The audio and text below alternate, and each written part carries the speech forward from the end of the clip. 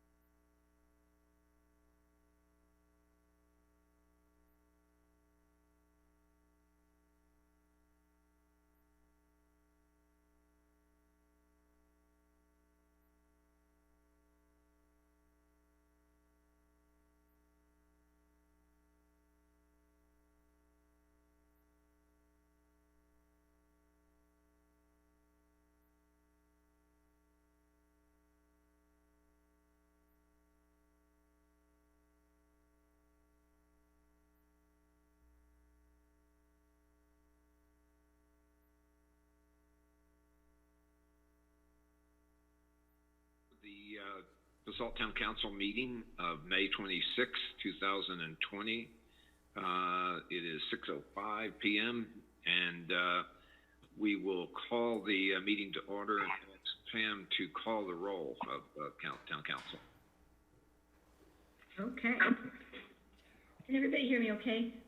Yeah. Okay. Sure. Great. Let's start with David Knight. Here. Thank you, David. Bill Infante. Here. Thank you, Bill. Glenn Drummond. He was on. I don't know what happened to him. He was on. Maybe he's taking a little break. Yeah, that's Ryan. There's Glenn's back. Glenn's back. Hi, Glenn. We just called your name for roll. Can anybody hear me? Yeah. Barely. Yeah. Elise Huddle.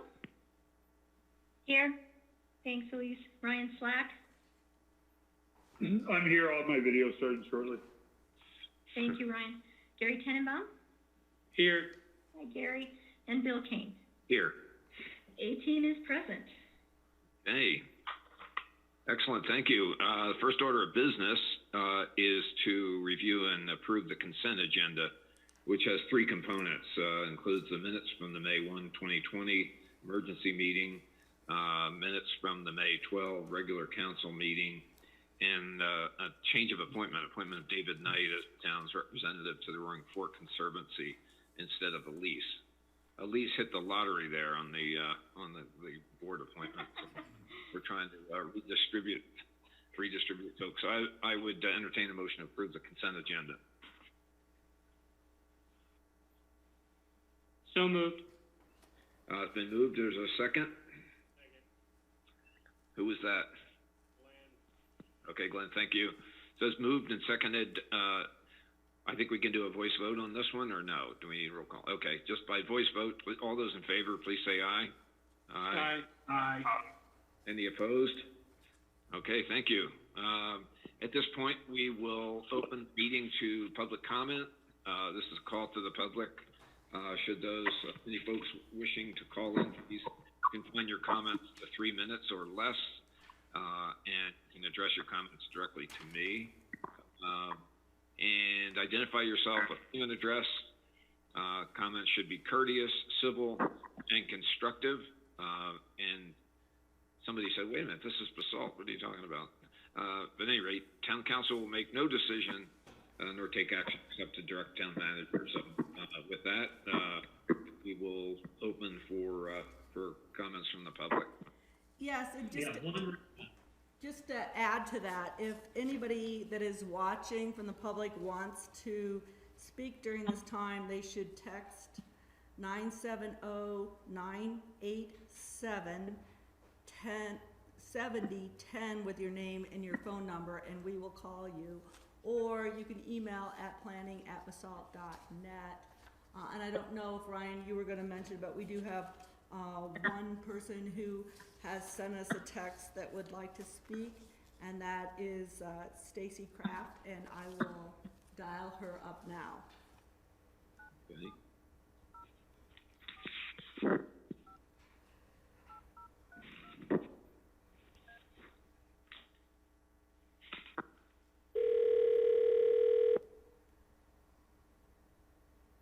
Hey.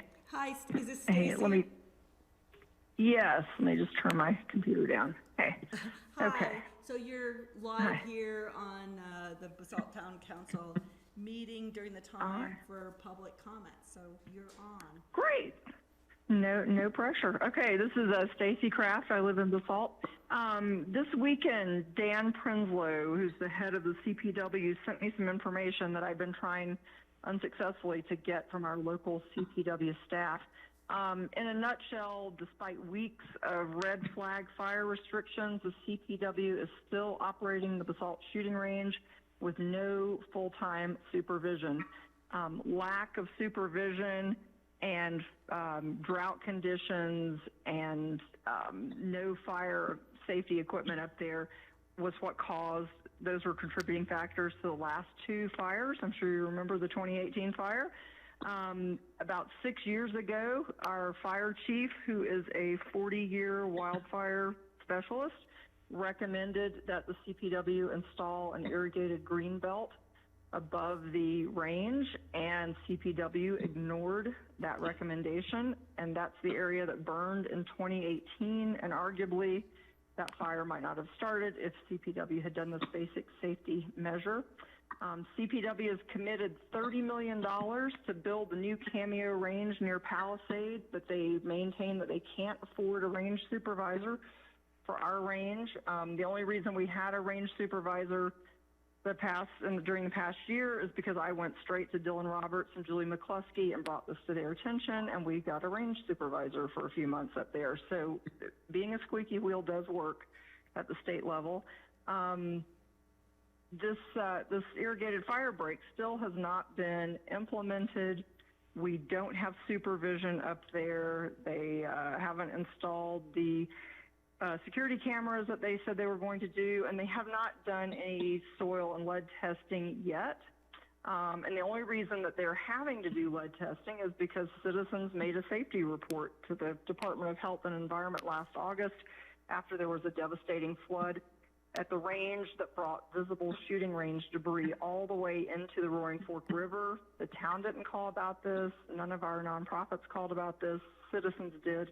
And it resulted in a hazmat report being filed. And now CPW is finally having to do some minimal lead testing, but they're only doing 8 samples, and that hasn't been completed, and they're dragging their feet on that. So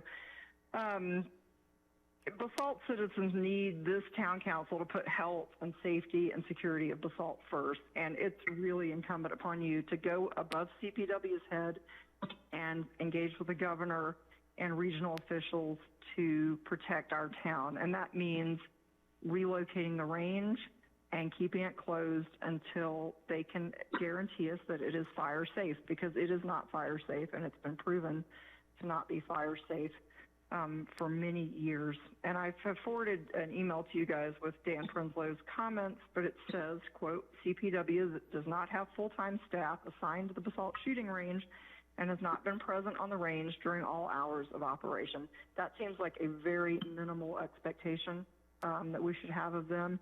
And CPW has been very dismissive of the 2 town resolutions that were passed unanimously by the last council, asking for common sense things like supervision and lead testing.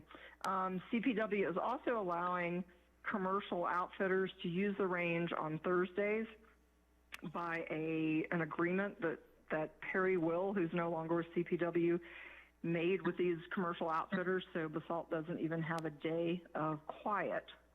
The range is supposed to be fully closed one day a week, and it is not. So much work to be done, but I would suggest just contacting the governor and talking directly to them and making sure that CPW at a bare minimum has full-time supervision there and that they have some sort of green belt in place.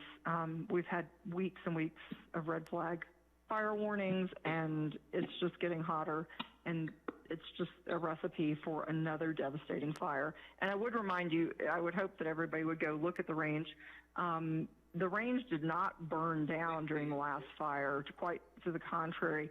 The area to the right side of the range is fully vegetated, full of flammables, and that's the side of the range that is closest to town. The fire is going to follow the fuel next time.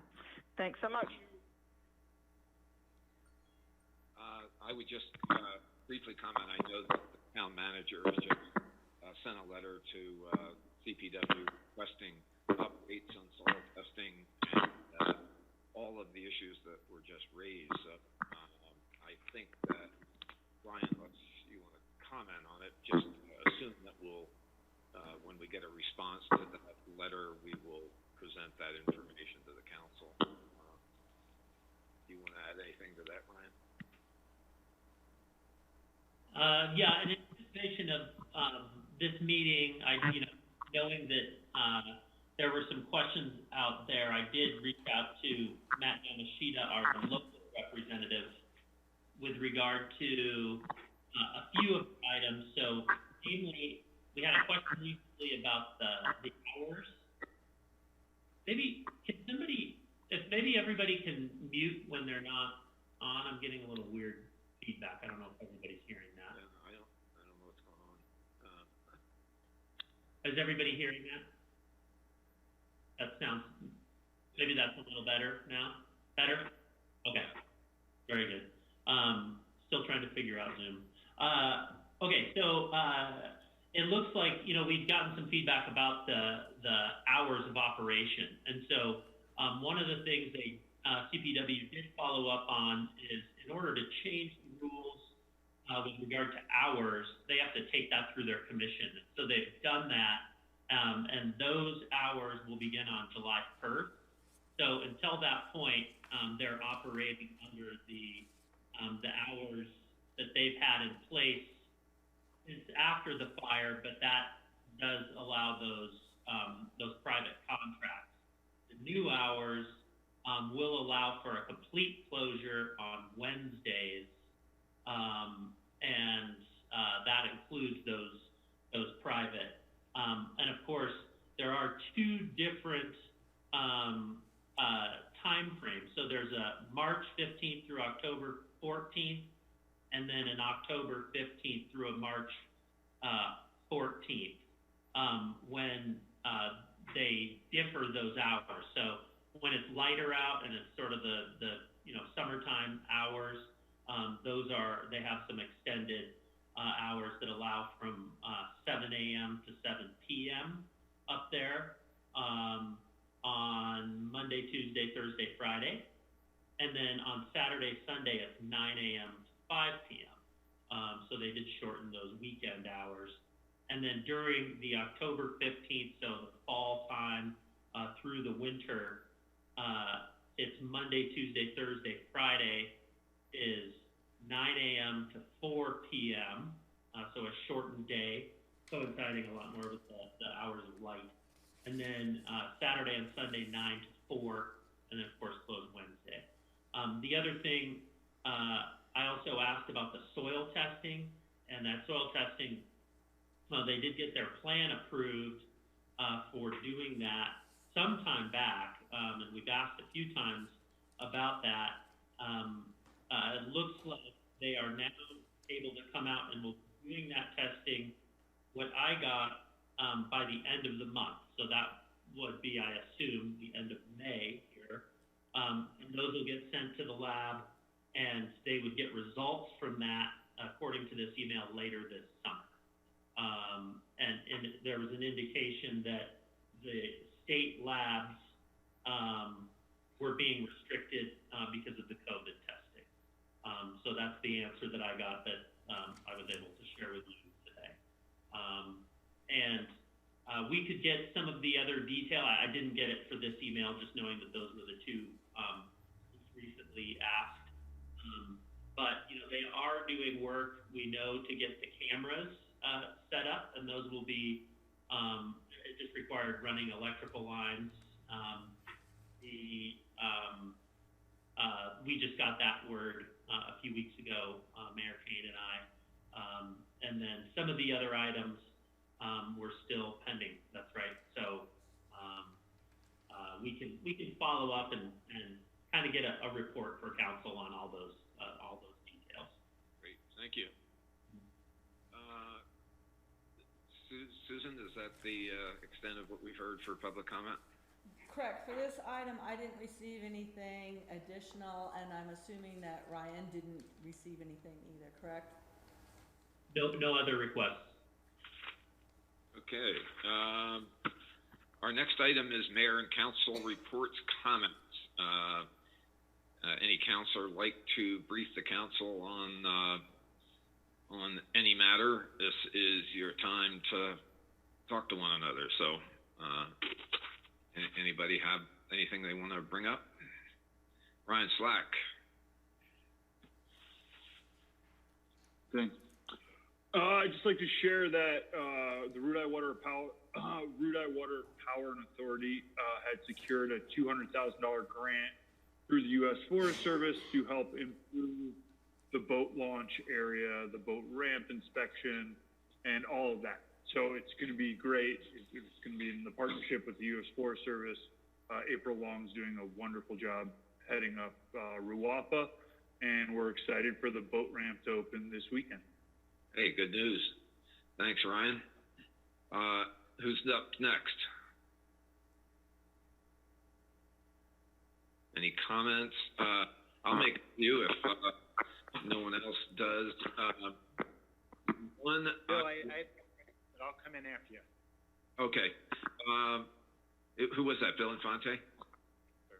Yeah, why don't you go ahead, Bill?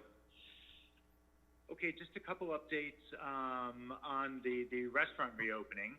As of last Friday, the Eagle County variance was approved by the state. The Eagle County subsequently issued their approval for restaurants to reopen, which many did yesterday. There are, again, a lot of consistency between what will likely be the state and Pitkin County orders that should be issued today or tomorrow. Ryan or someone else may know more about the status of those that are forthcoming. But in short, the discussion that we had in a concluding Zoom call on Friday was very good. Our state health inspector, Mark Benjamin, had done a brilliant job of training folks in situ at a couple of the restaurants, and then we did a Zoom training for all of the restaurants, for all of the rest of the restaurants.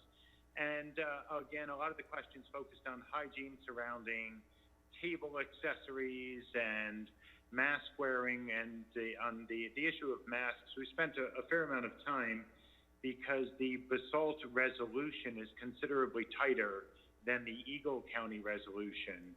And according to Eagle strongly recommends that people wear masks, but they are not required in indoor environments. Basalt is much more strict in requiring in all instances that individuals in the indoor environment wear masks. And on that note, there are 3 exceptions, and I want to thank Chief Knott for breaking a potentially, or for conceiving a solution to a potentially thorny problem. And he and Jeff Conklin worked out an interpretation of Article C3 and ruled that kitchens are areas and therefore fall under the exception for professional spaces, and thereby exempted kitchen staff from wearing masks. Sounds insignificant, but it's actually quite important. Many of the restaurants were very, very upset about this. I would only add Mark Benjamin, the health inspector, added very wisely that for those with open kitchens, customers may respond negatively to seeing kitchen staff without masks, and so he encouraged restaurants to basically take signals from their customers, and if they perceive discomfort, to act appropriately. And that was about it. So in short, all of the Eagle County restaurants will be open on or by June 1st. I think Tempranillo is the last holdout on that. Very pleased Bill Kane and I met with, I guess, about 8 or 9 of the restaurants last night, just flying a flag, showing support. And as we just learned from Sursa, we were well advised not to have extended, although we had talked about inviting other council members. Sorry, but we didn't have time between Saturday, Sunday, and yesterday to notice a walkabout. But it was, I think, well received. The restaurants appreciated the show of support, and they were, again, busy, but not crowded by any stretch of the imagination. The restaurants that we visited were practicing social distancing outside and inside as well, with inside patrons largely wearing masks, those who were not eating. But in short, great success that the restaurants are reopening. Pitkin County is a different story, and maybe somebody knows a little bit more about that than I do. Is that it, Bill? That's Well, about it for me. Yeah, I would like to acknowledge Bill. He has put an enormous amount of time and care into nursing these restaurants back to business, and it really shows. We had a great tour last night, and I think everybody was pretty happy to see us. This was facetiously referred to as a pub crawl. It was really not that at all. We were actually there to just officially congratulate the restaurant operators and wish them the best of luck. And we refused generous offers at each one of these bars, so we made it through the evening intact. So anyway, it was a good evening, and things look like they're going to pick up, and it was encouraging. So great. Anyone else comments for Council Pam? We might ask Bill and Fonte. Would you mind muting again? What? Would you mute? I think we're getting weird feedback again. So. Yeah. There it goes. That sounds like it stopped. I don't know. Is that what the FBI wiretap sound like, Chief? Is that what that noise is?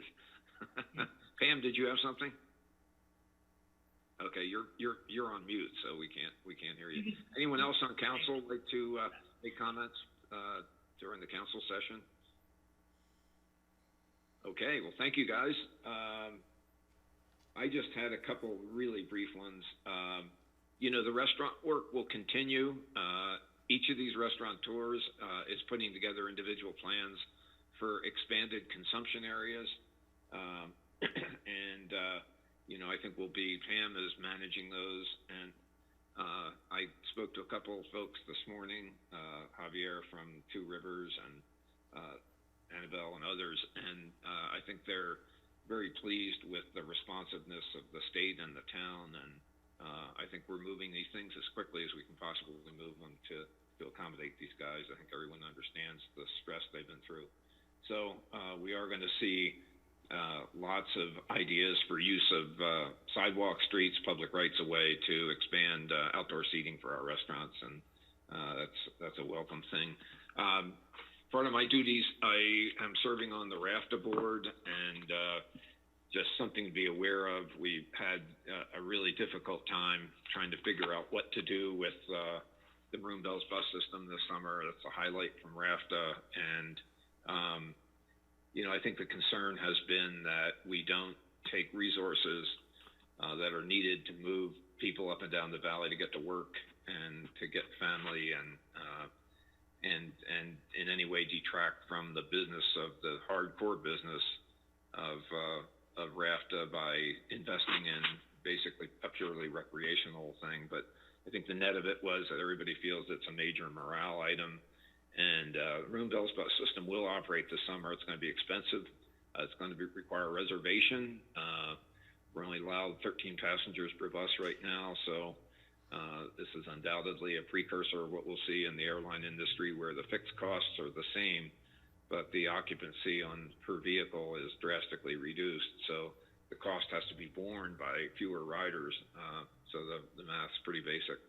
But at any rate, there will be Bell's bus service this summer, and just thought I'd pass that on. So if there are no further comments, I think we would turn to the manager's report.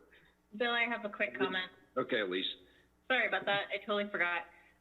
I attended the core board meeting on Thursday morning, and one thing that came up was whether or not council would like to receive CORE's newsletter. And if you're not familiar with CORE, it's the Community Office for Resource Efficiency. They administer the Renewable Energy Mitigation Program in Aspen and Pitkin County, which is offsetting, you know, snow melt driveways and hot tubs and pools and things at McMansions, among other things. So they do a lot of energy efficiency and renewable energy work. So they have, I think it's twice a month newsletter. So I just wanted to see if there were folks that were interested. And if you just want to raise your hand, I'll mark you down and then submit your city, your Basalt address. David, anyone else? You got the hands from Glenn and David. Okay. I get it already, Elise. And Perfect. Gary Tenenbaum. Well, I don't need it again. Oh, that's sorry, I didn't quite catch that. Okay, awesome. Thank you. Okay, And any else? Bill Infante wants one too, I think. Yeah, okay, great. Thank you, guys. I think we're hearing no more. Ryan, you're up, sir. All right. So I have several items, just quick updates. So following up from last meeting with Counsel, you asked staff to look into a few different items.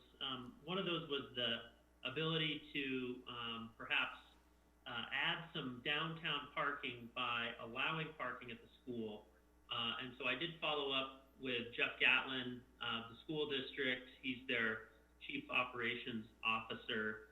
And after I explained to him, you know, what we were asking for and where, generally in front of the elementary school, that he thought that, you know, at first glance it sounded reasonable, and something that they thought they would be able to accommodate. I did follow up with a, you know, formal letter to him and a map showing the requested area. And if you remember, the idea would be to allow folks to park there and then take the Swinging Bridge Trail right into downtown. We've installed new stairs along that trail.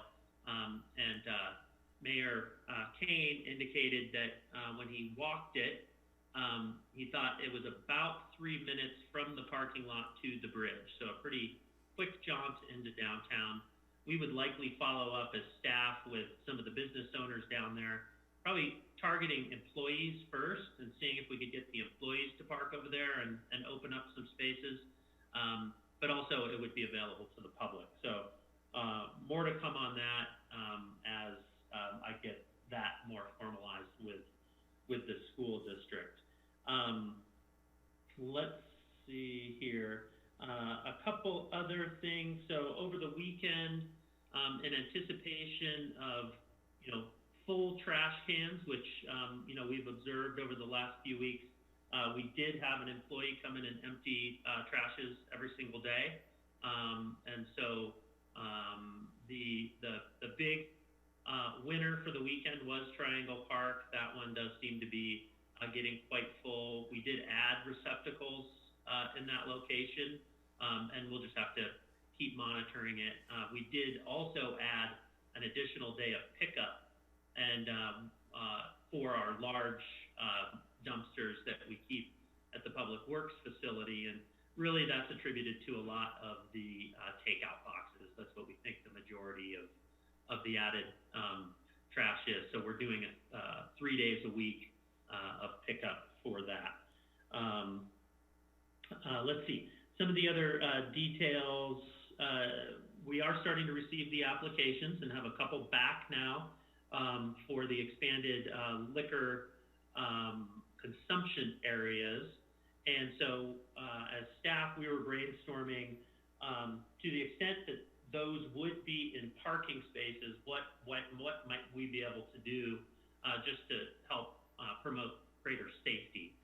So we did get some pricing on some concrete river pigs that, you know, if a car did by chance hit one of those while there were patrons eating, those weighed 3,800 pounds each and would likely stop a vehicle or at least, you know, help protect the folks behind it. So that's one thing that we feel we would be able to supply. We have a supplier and can get those deployed pretty quickly. The one trick is, in order to keep the expenses down on it and just scheduling, because the contractors are now in full swing, is having a good handle on how many total we need. So we're going to need to get that word back from restaurants. And we really are having the restaurants let us know what their needs are right now as far as areas that they might want to expand to accommodate the outdoor seating. And then another idea that we threw around, you know, we would look at this in the budget, but as a possibility of offering some small grants, and maybe on the order of $200 or, you know, something small that, you know, they'd be a very simple little process, but if a restaurant with their new seating area wanted to add some additional, you know, whether it's seating or flower pots or, you know, lights or something along those lines, that, you know, we could offer to help support in that, just to get them up and running again. So we will work a little bit more on that and see what we come up with. One other thing, hand washing stations, we did get some prices on those.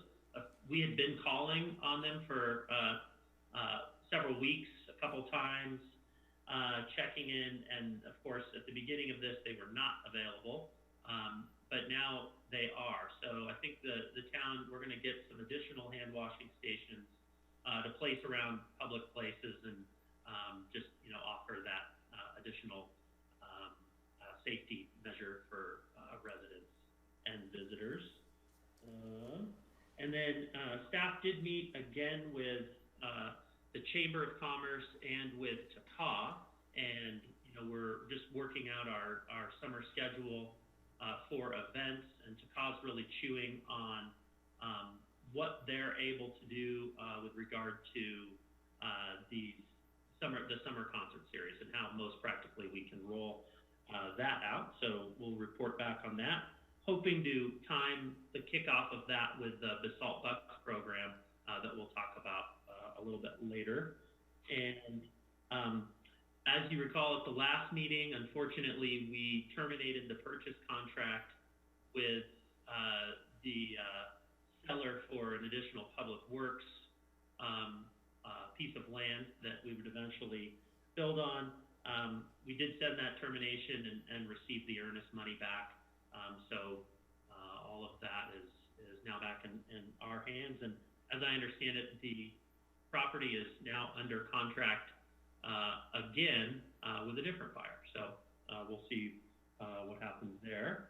And then I've been reaching out, following up with requests to look at a council retreat. I've received back a proposal from Kathy Novak. Kathy Novak is somebody that's been a council member, actually in North Glen, Colorado, was also the mayor there. She's an adjunct professor at both CU and Regis, I believe it is, and just has a wealth of knowledge and experience in doing these types of retreats. I think would be a good fit for us. Pickens County had used her and some other colleagues from around the state and had good things to report. And so I think that would be a good follow-up. We're almost done with the council training. So I do appreciate all the council members that have participated in the number of trainings that we've had since the election. So that's much appreciated, and I think this retreat will sort of be a culmination of that and take a look at the work plan, strategic plan, as well as the sort of rules of the road that we heard, so you guys can kind of banter back and forth and decide on some communication strategies. So, with that, I think that's all I have for now. Great, thanks, Ryan. Any questions for Ryan, Town Manager? All right, thank you. Our 6:30 item 6A is up. This is resolution number 17, series of 2020. It's a resolution of the Town Council of the Town of Basalt, Colorado, adopting public health orders regarding face coverings. Ryan Mahoney. Oh, back on. Okay. So, geez. So as you recall, back on May 1st, the Town Council adopted a resolution, which was resolution number 14, to require face coverings. And without quoting the resolution, essentially, if you were indoors in the public area of an indoor space, or in the public area of an indoor space, yes, you need to wear a face covering. And then outside, only if you were unable to socially distance. And so we did only put that in place until today. It would sunset this evening, I believe, at 11:59. Should the council choose not to continue it. But the proposal here with this resolution would be to continue it essentially for another month. It would expire on the 23rd of June, which is also the second meeting that this council was out in June. So you can come back and decide at that point if you wanted to continue it. In the interim, we have been asked about the data. You know, why are we adopting this? Do we have data to back or substantiate this move? And so I did reach out to Eagle County and Pitkin County on this, and really the data that they specifically point to is the data that shows the number of cases and sort of the trending of the cases since we first saw our spike in COVID-19 in March. And it was through not only a recommendation from Eagle County of wearing face coverings, but also the, stay at home, socially distanced. And those are the things that really came to bear in keeping the number of cases down. Pitkin County, they currently require it. They required it in their last public health order. It looks like it's going to be required in the new public health order coming out on the 27th, and it more or less mirrors what we have here today and have had for the last month.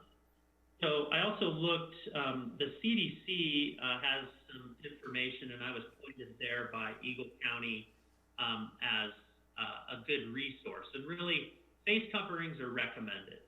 Face coverings are not going to be what keeps us all healthy. It's really distance first is what they recommend. But when distance is not achievable, a face covering is a good secondary measure.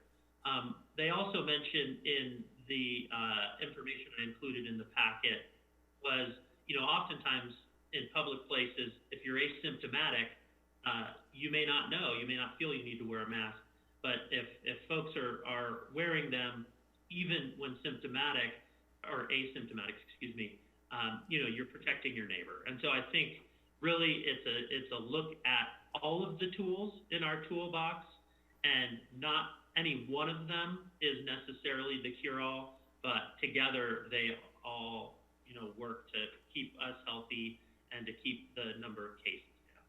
So, one of the things that's changed, and one of the decision points you all have tonight, of course, is that we have just entered a new phase of the public health orders. There's going to be some more freedoms, larger group sizes, some different businesses like restaurants are being allowed to open, and hotels and lodges. And so there will be more people around, and that means there's going to be people from out of the area. And so, you know, again, going back to the tools in the toolbox, to the extent folks from outside of the area are coming in, and, you know, does having this in place still continue to help protect us? So, and then let's see, lastly, one of the things we saw from the store, so namely we were hearing feedback from the people worried about being in the grocery store, and folks being in there, you know, without masks. They had to go to the grocery store and felt vulnerable. Before we put the face covering resolution into place, you had some compliance, but reports were that, you know, it certainly wasn't what it was after we put the face covering requirement into place. And so now I think for the most part, you're getting probably 98, 99% compliance. And, you know, for the businesses, some of the feedback we heard was, you know, it was essentially a tool for them to then make that next step on the requirement. So with that, not to confuse matters more, but Bill Infante did bring up the question about the restaurants. And, okay, well, what do the cooks do, or the kitchen staff in restaurants? And, you know, we don't go into that detail in this resolution. But, you know, now with restaurants opening up, you know, that adds a little wrinkle to this because we don't address that. And then Elise Hoddle had forwarded me some interesting articles about wearing them while exercising. So we know gyms are now open, and are people wearing them while exercising, and is that a good thing or not? There's certainly mixed reviews from folks here in town on that. So those are just a couple examples of a bit of a complication that you may want to consider in the discussion tonight. So with that, I'll turn it back over to you, Mayor. You're on mute.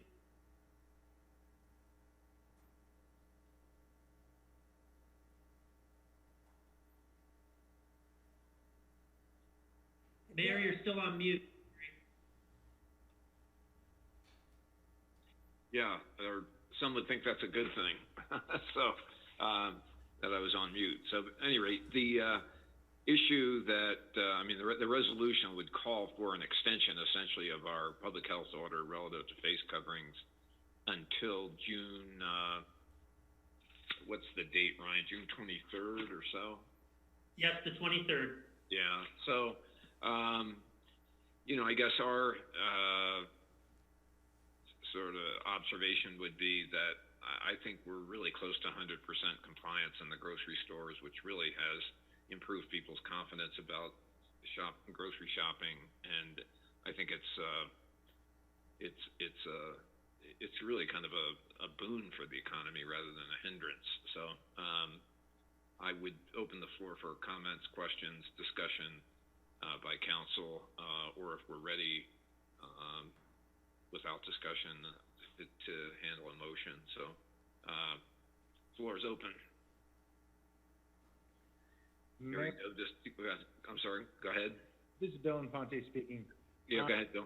I'm pretty agnostic on what we decide, would only encourage that we be consistent to the extent that we can with the two counties that we kind of are part of. And so Eagle County, of course, is the most lenient of the jurisdictions with regard to facial coverings. It looks like Pitkin's going to be a little bit more restrictive, and we're more restrictive still. Notwithstanding whatever we decide, if we do agree to extend the Basalt ordinance or the Basalt resolution, the only thing I would suggest is that we amend Article C, Para 3, simply to be more explicit in saying that the exception would apply to those in a professional office or restricted space. since that was the interpretation that our legal counsel and chief Knott worked out. The determination was a kitchen is a restricted space and therefore could be considered less at risk. And so just to provide that leeway so we don't have to, frankly, finagle around if anybody quibbles with why kitchen staff might be permitted, and it might give us more flexibility to interpret if we identify other exceptional circumstances. So Chief Knott and then Jeff have Conklin. I think Jeff and I are probably going to say the same thing, so I'll let Jeff go. Okay. Section B1 of the resolution states that the obligation for face coverings applies to those areas of place of business open to the public. So I think the position is that the kitchen area is not a position open to the public. I can't go to the restaurant and go into the kitchen area. So it's that requirement wouldn't extend there. However, there is still the requirement that if you're unable to maintain social distancing, that you should continue to wear your mask or shall continue to wear your mask under this public health order. Right. Okay. To Bill's point, we could modify the order to include an example. You know, we could add something that would say, you know, for example, a kitchen space, or for example, something like that might be helpful. The other thing that could be done is that under the order, Ryan, as the town manager, has the authority to adopt supplemental orders that would help clarify this order. So that might be another tool that we could use if questions like the kitchen or others arise as we move forward. Great.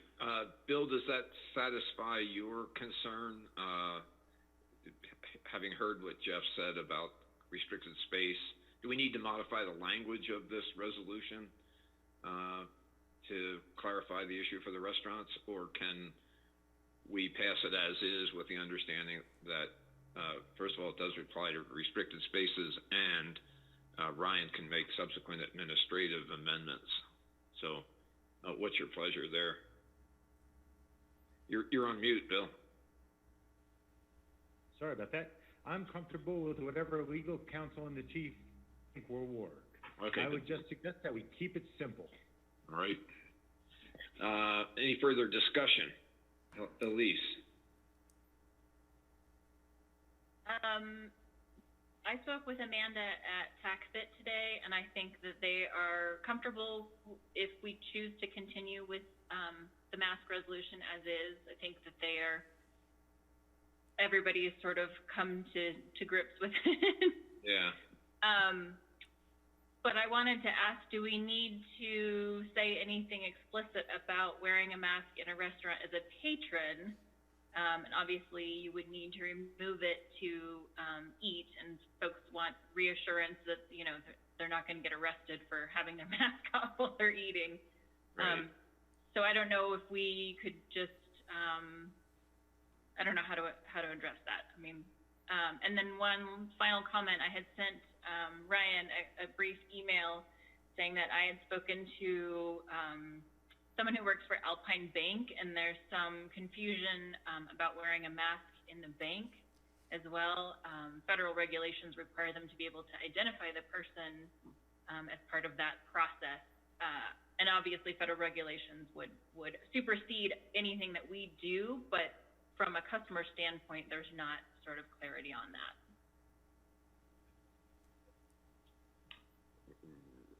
Jeff, while you're thinking on the bank thing, I might just jump in on the restaurant, and I don't remember off the top of my head if this was the state or Eagle County that I saw this, but essentially in restaurants, as you walk in, or if you get up out of your seat to use the restroom or something along those lines, you need to have your face covering on. If you're sitting at your table, you can have it off so you can eat and drink, whatever. So we may put just a brief exception that aligns with that thinking. Jeff, you want to comment on the bank situation? Sure. To both of those points, I think that this order could be adopted with an amendment to section B2 to say that where it says that you're required to wear the face mask, but there's some exceptions for momentary circumstances, you could include except while eating or drinking at a restaurant, and also or otherwise as required by law to accommodate that federal regulation issue in banks. Okay. Chief? And, not just the federal regulations, but the state of Colorado regulations for marijuana dispensaries and their obligation to identify. So I don't think we want to go so strict to say federal, state, it's under the momentary side of it. Okay. Any other comments, questions? I would entertain a motion to approve resolution number 17, series of 2020. Pam? Mr. Mayor, would that be with the amendment that I just outlined? With the amended language regarding the bank issued. And before Yes, thank you. before we do that, do we want to open it up for public comment? I don't think either Ryan or I got any emails, but maybe we open it for a shorter time just to allow people to indicate that they would like to comment. Can I just ask one question? Yeah, Glenn? Can everybody hear me? Yeah. I guess where I'm at is level of redundancy. We've got Pitkin County's order, we got Eagle County's order. This is getting awfully complicated. Is this worth time and effort? My question. Glenn, my answer to that is Pitkin County's is different than Eagle County's. And I think, Chief may chime in on the enforcement side. They've been doing a whole lot of education with folks.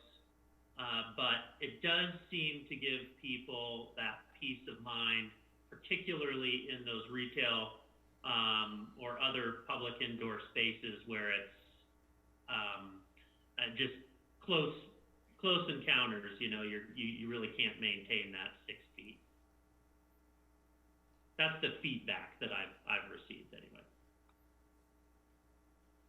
Gary? Gary Tenenbaum. Well, my comment on it is, the fact is there's going to be a lot of people now coming to visit, and I think it really lays out how we want people to respect the social distancing and the mask wearing. There's a lot of people out there that are still, oversensitive to the masks in both ways, and I think this just clarifies it for the town of Basalt for the next month. As we reopen, this is a respect other people type of ordinance. And the reality is also a lot of people coming to visit, Aspen more than they are visiting Eagle County. And so for us to be more consistent with Pitkin, especially on the mask wearing piece, especially in when you're going to city market and stuff, I just feel that being consistent, being a little more restrictive for the next month, and then seeing where we're at is a good thing. And I like the amendments that are being proposed. I've been talking to people who've been going to Fruta and other places, especially that are opening up restaurants. Mesa County was able to open early. And, it's, the thing is you have to wear a mask into it. And then obviously when you're at the table eating, you don't. It seems to be working. So I don't foresee us having big issues with that. Yes, people are going to question it, but I don't see big issues moving forward with that. Thanks, Gary. Other comments? Discussion? I'll entertain a motion to approve resolution number 17 as amended by our counselor.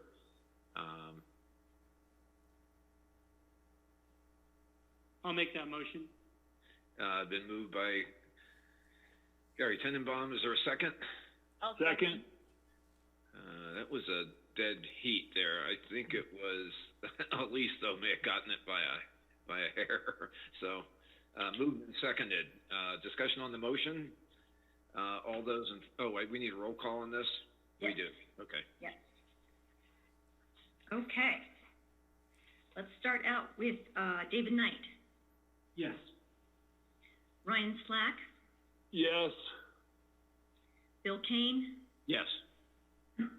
Elise Hoddle, Yes. Gary Tenenbaum, Yes. Glenn Drummond, Yes. Bill Infante. Yes. Thank you. Motion carries unanimously. Thank you very much. That takes us to item 6B, resolution number 18, series of 2020. This is a resolution of the Town Council of the Town of Basalt, Colorado, amending its local disaster emergency declaration to provide for administrative approval of temporary modifications of liquor license premises and temporary encroachment licenses in the town's rights-of-way to facilitate compliance with social distancing and applicable public health orders. Our town manager, Ryan Mahoney, will explain. So, yeah, I'll start off, and if Jeff or Pam have any thing to add, certainly jump in. But, essentially what this is a response to the reopening of the restaurants. We, last weekend, received communication from the state that they will accept amended and temporary consumption area requests. And so for us to be able to do that and be able to do it nimbly, if we could allow for Pam to administratively approve these additional areas, that definitely helps speed things up so we don't have to bring it back in front of council. And then the same for the encroachment licenses. So essentially, when these folks, if they want to locate in a parking area or on a sidewalk, if that's town property, getting a license for that, just an acknowledgement essentially that, that there's not a conveyance of a property right, that there's a temporary use of that property, and then just making sure we're protecting the public with regard to any liability there. So that's really the main thrust of what we have here. The resolution does detail the requirements, asking them to submit the proper and complete application. That's just so that, of course, we can know all the detail, but then the state can do a quick turnaround. The state is charging a $150 fee. We will not charge any local fees for either the expansion of premises or the encroachment license. So I think that's all I've got, unless Pam or Jeff have anything to add. Jeff? Yeah, I had a couple of quick points. Yes, the Liquor Enforcement Division, they adopted these temporary rules to allow for the expansion into rights-of-way for licensed premises. That rule expires in 120 days. However, the LED indicated that so long as we're still in the current state of the world and dealing with COVID-19 issues, that they would likely extend that. This resolution was drafted to tie into the town's emergency declarations, so to also be of a temporary nature. So once that expires, the authority granted by this resolution would also expire. The intent of this is for this to be temporary, and if there needed to be more permanent thinking on these issues, that was something that would have to be brought back to council. But as Ryan summarized, the two big things are temporarily granting Pam the authority to approve temporary modifications to licensed premises, and granting Brian the authority to approve license agreements for uses of town property, including parking spaces and things of that nature with appropriate protections. Well said. Thank you. Comments, questions from council? Yeah, I got one. Go ahead, David. Just what are those specific protections that we're thinking about? Mainly I'm thinking about other businesses and making sure that access to them are maintained. So certainly, access is one thing. Making sure we're complying with ADA rules. So that there's still a clear path for folks to be able to get to their destination in a safe manner. Also trying to protect the area where people might be seated that could be adjacent to a roadway. So making sure we're paying attention to that. And then I think, you know, we want to make sure that once somebody is occupying our town property, that their insurance gets out to that new property, so that should there be an issue, that, you know, the public isn't paying the freight for, you know, some negligent action on the part of a private business owner. So, you know, that in a nutshell, you know, Jeff may think of a couple others there, but that's generally what we look at. Yes. So along with this, it's not in the council packet, but I prepared a form license agreement for the town to use in granting these licenses. And it kind of covers all of the issues that would come up in terms of containing those premises that might be on parking spaces, continuing to allow for sidewalks to be open to people walking and moving down the sidewalk, the ADA issues, control of those premises, indemnification and insurance obligations, and several others, just some common sense things as to when we're allowing restaurant use of parking spaces, making sure that they are clean and there's not going to be a nuisance resulting from those, and things of those nature. Thank you. Any other comments, questions from council? Maybe Pam or Ryan could comment. Have we had a number of? I know we've had some of the bar and restaurants apply for expanded consumption areas. Have we had any applications for use of public rights of way or sidewalks from any of our licensees? Brian, do you want to take that, or I've gotten? I guess maybe not. I mean, we don't have the law in effect right now, so I guess, you know, maybe it's right. not. But we are anticipating them coming in, and we will have several. Okay. And we received 3 last week. Is that right? I think I had 4 by the end of the day, by 8 o'clock Friday night, and got a couple more today, anticipating some more coming in. So as of anticipating that council would approve this, we went ahead and sent off to the state as well, and so we will be ready to go and issue a few of those. Great. Starting, you know, tomorrow, they'll be able to. That's great. That's really helpful. So, further discussion, comments, questions. I would like to entertain a motion to approve resolution number 18 of 2020. Mayor, I move the county council approve resolution number 18, series of 2020. Sorry. Second. It's been moved and seconded. Is there discussion on the motion? Hearing none, I'll ask for the roll call. Pam? Certainly. Who was the second on that? I'm sorry. Ryan. Ryan Slack. Thank you, Ryan. Did you get the first? I did. Okay. Everybody was talking at once.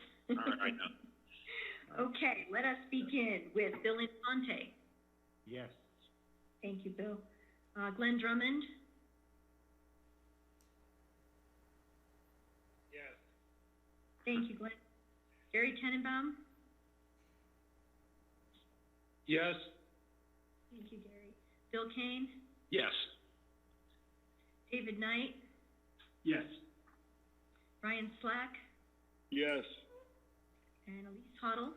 Yes. Thank you. Motion carries unanimously. Thank you, guys. That's going to help our restaurants and going to make the town a little more interesting too. So good work there. So it takes us to item number 6C, which is a continued public hearing and second reading of ordinance number 10, series of 2020.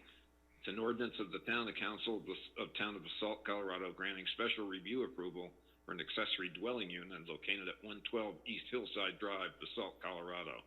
This is known as the Clayson application. James Lint. Yeah, just a quick second. I'm going to share my screen here. We can see and hear you, James. Yeah, just a quick sec. I'm sharing my screen. Just a minute here.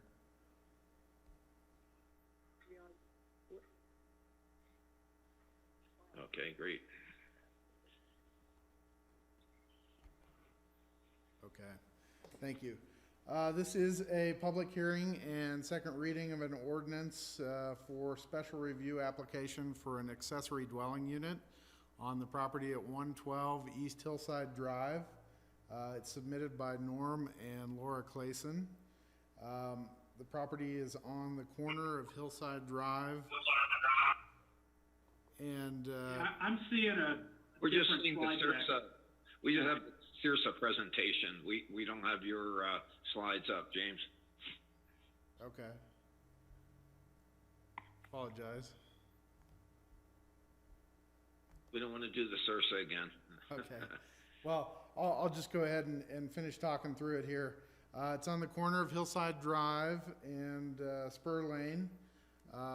As was discussed at the last meeting at first reading, the applicant purchased the property in 2004, and they applied to legalize an accessory dwelling unit that was on the first floor of the structure in 2004.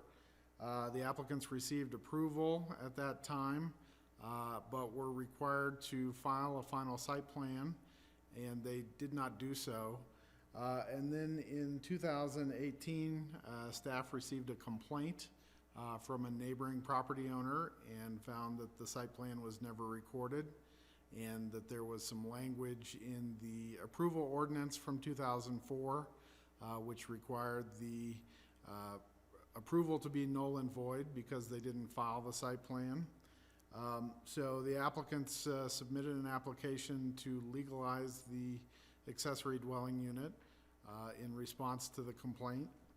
And at that time, it was determined that the applicant needed a quiet title action in order to get the 8,000 square feet of lot area that was needed for an ADU. And so they did so and received a court order allowing for the quiet title action to give them the 8,000 square foot of lot area that was needed. And then, as was discussed at first reading in reviewing the application, the town staff as well as the Planning and Zoning Commission felt that the application was consistent with the housing objectives in the 2020 master plan, as well as felt that the two moderately sized units on the small property was consistent with the neighborhood. And so the staff and the Planning and Zoning Commission recommended approval with the conditions that you have in your draft ordinance. So staff this evening would recommend taking applicant comments. We have Laura Clayson, who was on the call. It looks like she's still on the Zoom meeting. We are here, we just can't get the video to work. Okay. We have them by phone anyway. No. Then staff would recommend taking public comment and providing council discussion. There have not been any changes to the ordinance since the first reading. So with that, I'd like to hand it over to Laura Clayson if you have additional comments. I think we made all our comments last time, unless, not a lot to say other than, I reiterate once again that both the town of Basalt and the Claysons were under the assumption it was a legal unit for the past 15 years. It wasn't like we were doing something and we knew we could get away with it. So, that's all. I think you guys know the whole picture, unless you have any questions. Any questions for Laura, the applicant? Any questions for James from council before we open the public hearing? Hearing none, I would open the public hearing on ordinance number 10. Note that it's 7:15 p.m. We'll take a few minutes, see if there are any public comments, and then we'll come back and hear any council discussion and then entertain a motion. So, Susan, do you want to? Sure. Again, if you would like to make a comment, please email me at planning@basalt.net or text 970-987-7010 with your name and your phone number, and we'll give you a call. And if we could just wait for another minute and a half while we kind of wait to see if we have public comment, that would be great.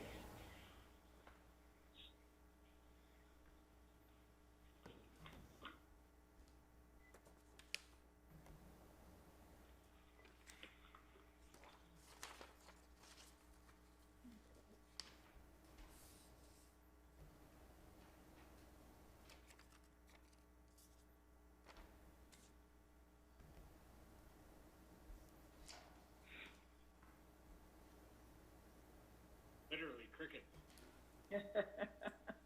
That's a good sound.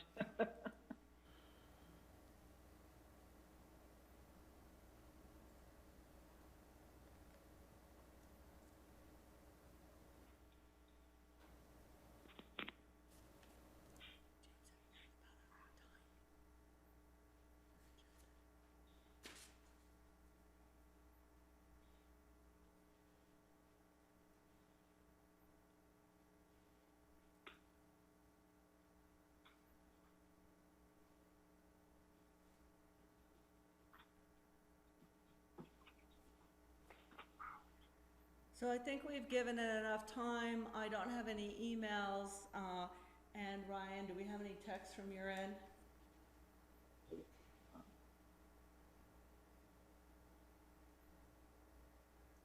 I heard him just. Okay, thank you. Hearing none, I will close the public hearing, 7:18. And at this point, I would entertain a motion from council to approve ordinance number 10, series of 2020. Mayor, I move that council adopt ordinance number 10, series 2020 on second reading. Was that you, Glenn? Yep. Okay. Is there a second? Second. Seconded by Ryan. So it's been moved and second. Is there discussion on the motion? Hearing none, I'd ask the clerk to call the roll. Absolutely. Let's begin with Elise Hoddle. Yes. Thank you. David Knight. Yes. Thank you. Ryan Slack. Yes. Thank you. Glenn Drummond. Yes. Thank you. Gary Tenenbaum. Yes. Thank you. Bill Infante. Yes. Thank you. Bill Kane. Yes. Motion carries unanimously. Thank you. Thanks, Laura. Very much. Appreciate it. So, excuse me. The next item is item number 6D, is our public hearing and first reading ordinance number 11, series of 2020. An ordinance of the Town Council, Town of Basalt, Colorado, an ordinance of the Town Council granting approval for a two-family dwelling unit located at 710 East Sopra Drive, Basalt, also known as the Perco application. James Lint. All right, I shared my screen again. Can you see 710 East Sopra?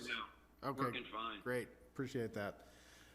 This is a public hearing and first reading of an ordinance for an application submitted by John Perco and Jen Riffle for a special review for a two-family dwelling unit on 710 East Sopra Drive.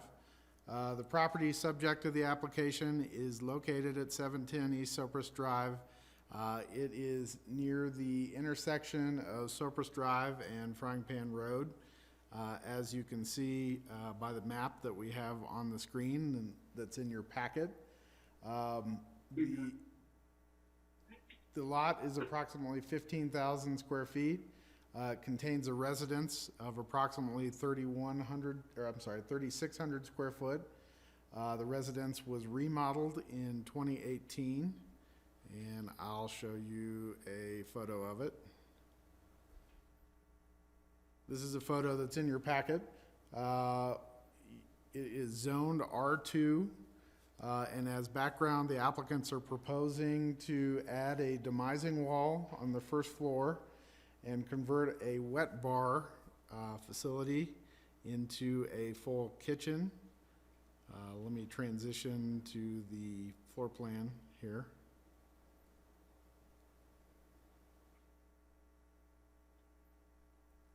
As you can see by my cursor, the applicant is proposing to convert the wet bar into a full kitchen and then add a demising wall to make it a two-family dwelling.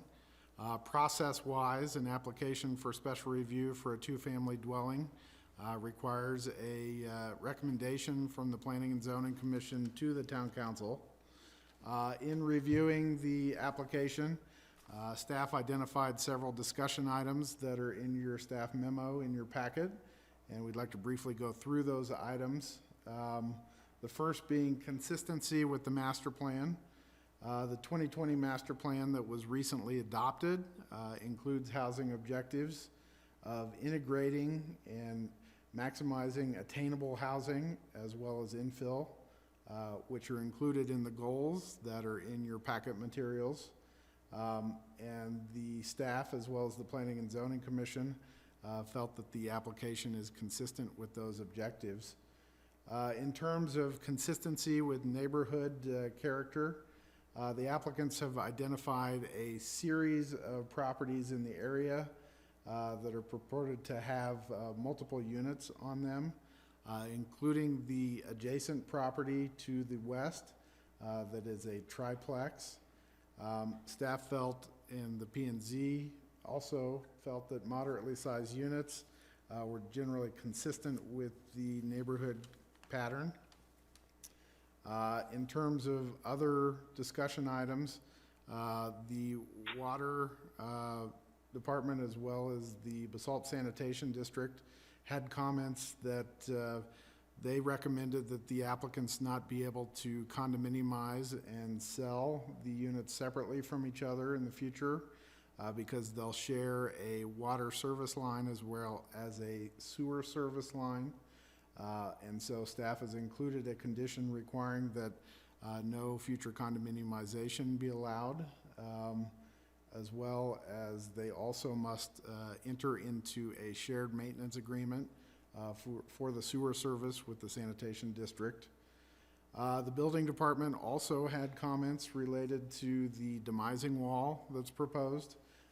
They recommended that the demising wall had to be at least a 1-hour fire rating to meet the safety requirements, as well as for the building official to do a safety inspection of the unit prior to issuance of a CO. With regards to parking, let me go up to the site plan here. The applicants have proposed to meet the parking requirements. They have a shared driveway that goes to the triplex adjacent to it, and they have a gravel parking area, which is shown here, that's off-street. They also have a parking garage as well as an area for an additional parking space that are outside the shared driveway. It should be noted, let me go back to the photo here. This is the parking space area for the property, as well as here's the garage and the additional parking space outside the garage. This parking right here is for the neighboring triplex, and there's been some comments from neighbors about those parking spaces not being safe around the corner. The Planning and Zoning Commission, in reviewing the application, felt that because those were for the neighboring property, it didn't really come into play with this application. So in total, the Planning and Zoning Commission recommended approval with the conditions that you have in the draft ordinance. So this evening, staff would recommend taking applicant comments, taking public comments, and then providing council discussion. Staff did want to note that the applicants are not proposing to deed restrict the second unit. but the Planning and Zoning Commission recommended that they be required to deed restrict it like an accessory dwelling unit. The applicants have instead provided some language that's in attachment B in your packet that would basically do the same impacts as a deed restriction. They're proposing not to short-term rent the second unit. They're also proposing that it would have to be occupied by somebody as their primary residence, which are the same requirements that are in an ADU deed restriction. So David Mylar and John Perko are here, and they can speak more to the proposed language that they have to replace the deed restriction. So with that, staff would recommend taking applicant comments. And I'll unshare my screen so you can see the applicants. James, do we want to hear from the applicant at this point? Yes, please. We've got John Perko and David Mylar. Okay.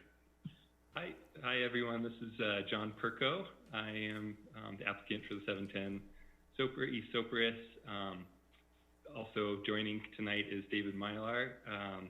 I'll start with a little introduction and then turn it over to David to provide some more information about the language that he helped us draft and about some of the other properties in the valley. But first of all, I'd just like to thank everybody for taking the time tonight, for all staff's hard work on this, for Counsel and Mayor, all the work that you guys do. Greatly appreciate it. Appreciate you doing everything you do for the town. So this application is something that my wife and I have been a work in process for many, many years, trying to determine how we wanted to do this and what the space would be used for. And we purposely designed it to have this kind of flexibility to either be, kind of a kid's den with a wet bar, a mother-in-law type of unit, or as what we're proposing now is this two-family dwelling or ADU. I know it's since it's a R2, the zoning gets is different from other places. So as James helped us through this, it is this two-family dwelling that we're going for. But the goal that we're trying to do is in line with the master plan, really looking at. Can I interrupt real quick? I'm sorry? Can I interrupt? Yeah. iPhone Barbara. That one. Somebody's on the line and I'm getting a lot of feedback. Barbara, I was wondering if you could mute. I think it's Barbara Reese. Yes, Barbara Reese, who's Okay. got a subsequent application. You think it's, So, Barbara, we're getting some thanks. Okay, thank you. Go ahead, John. Thank you. Okay, no, thank you, Mr. Drummond. So yeah, the basis of this is looking at the master plan, and really we are in that kind of semi-urban area of the town, and it is a good place to have more attainable housing, and the space that we have, it's a very good fit, and looking to really have this as a rental space like we're proposing in the conditions here, that it is something that's attainable for the people that work in the school districts, at RMI, in the municipalities, and just continuing to help to create more spaces for people in that ilk. As James went through, our parking is well established to be able to handle this. Our plumbing and sewer, because this is a retrofit of an older house, isn't able to be easily divided into two different units. So I think this is a great solution that James and the town have come up with. That this never is condominiumized, and that's something that makes sense for how we want to use it, and when and if we ever sell, that's going to have that memorialized so that future owners wouldn't do it. We have no intent of selling. I know that it always changes with different people, but we plan to be here for 20, 30, who knows how long. This is our permanent, forever home. And then the last piece, that James alluded to, and then I'll pass over to David here in a second, is the deed restriction versus kind of conditions on the title. Looking at this and speaking to realtors in the Valley, having a deed restriction does diminish the value of a home, which is, basically a penalization in this process. And, we are trying to meet some of the master plan and create this housing, and having this type of penalization is something that we're, frankly, we try to avoid and doesn't quite feel, just with what we're trying to do. So rather, we're proposing these conditions on the title, which capture the same intent of getting rid of the possibility for doing short-term rentals, keeping a permanent resident in there. But it doesn't have that stigma of the deed restriction, which will help us in the future. So that's kind of my spiel, but I'll pass it over to David Mylar now, who wrote a proposed change in the language, and let him provide further detail on that. Thank you. Thank you, John. I have a couple of general comments that I'd like to make first, if possible. As a longtime advocate for affordable housing in the Valley, I've learned that there's no effort too small. And when it comes to trying to find ways to house the workforce, and I really do applaud the town for encouraging, or having the foresight to encourage projects of this nature, to encourage infill, to encourage people to expand their units in order to provide housing for the workforce. It's a very valuable and important tool to go along with the more aggressive strategies like we are seeing in the Basalt and Vista project. To get back to the application, there is only one issue that Jen and John asked me to address, and that is with respect to the requirement for a deed restriction. And I've got a little different take on it than John does, but it gets to the same point. While we agree with all of the terms and conditions in the language in Ordinance 11, we would prefer to have the requirements that the unit be occupied as a tenant's permanent residence, that it not be short-term, and that it not be sold separately, simply stated as conditions of approval in the ordinance. We think that it's actually redundant to create a separate deed restriction covering the same subject. The town has the ability to enforce the terms and conditions of the approval ordinance, which will be recorded, similar to a deed restriction, but we don't have to deal with an unnecessary and redundant title exception when it comes to selling and financing the property, just something else to explain. So our request would be to simply take all of these requirements that we've agreed to and that do facilitate the use and occupancy of this unit for the benefit of the workforce, and simply put it in the ordinance as a condition. And we've proposed language. There's no magic to that language. If Jeff or anybody wants to suggest revisions, we're open to that. But we'd ask your consideration for this minor change to the procedural aspects of this project. And with that, I think we're open to questions. Great, thank you very much. Are there questions of counsel to the applicants? Any of the... Okay, hearing none. Do we want to open this? Let me just see where we are. Do we need a... We do need a public hearing. Yeah, go ahead, Lise.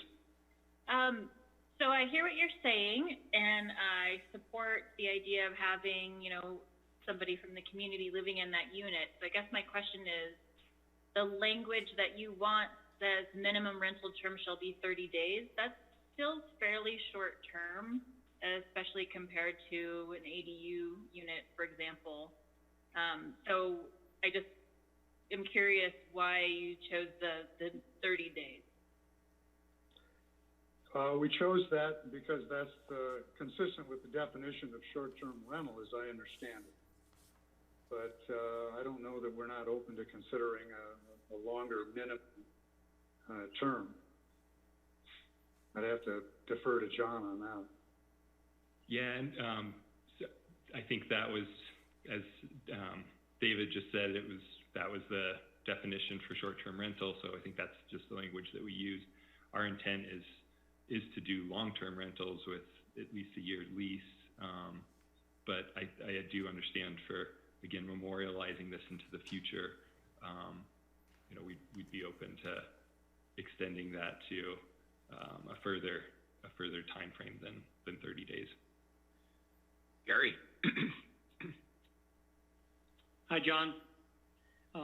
I overall like this application. I'm hoping potentially more people would do this.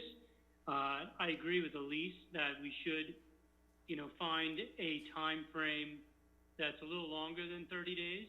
And I also, when I was reading through the P&Z hearings on this, you mentioned that, you know, you wanted it to be priority for certain employees, and you were potentially open to putting that in the language. I didn't see that in this language, so I was asking first if it is in this language, and if it not, could we add it? Because I really like where you're going with this, you know, and I believe that you guys are going to be there for a while, but things change, and all of a sudden you leave and sell, and I just want to protect what seems like what you're really trying to do. Yeah, it's similar to what I think was discussed at the P&Z meeting, and what I put forth there is that's our goal, that's our intent. Is, again, you know, kind of our list. The school district is super high priority, municipalities, RMI, SKICO. I think those are kind of the big ones that we want to hit and make sure are kind of in our priority list. The one caveat that I put out at the P&Z meeting was that we don't want to be handcuffed to that, to a case where we only can accept those applicants. So if there's a case where when we are renting this, that of that group of people, that none of them come forth, that we have that option to open it up, you know, to further pool. So that's my only concern, is just, you know, don't want to get stuck where I think that there always would be people in those groups available. So I feel comfortable with that, but just want to make sure that we're not stuck with an empty space just because nobody from those groups is coming in. Glenn? And I agree with that. I'm sorry. No, I was just saying, I like that. You know, I'm not trying to hold you to that. I'm just trying to see if you were, you know, to prioritize that would go a long way, that you're not doing short-term rentals, and that nobody in the future can do short-term rentals. And I think that's similar to how the town handles some of their affordable housing too. So maybe we could, you know, look at that language of how that works. But yeah, definitely open to it. Thanks, Mr. Tenenbaum. Okay. We just a note. We will have time to make changes as this first reading, so we could incorporate suggested language changes for second reading. So, Glenn, you had a comment, question? Yeah, I mean, I guess that would be the biggest thing for your second reading. I think if you had it incorporated in, like what we did at Valley Pines was basically say 6 months minimum rental. Because we had the same concern about people turning over units for Airbnb, whatnot. And I think if you put that 6-month threshold on there, you bring that to the second reading, that would help.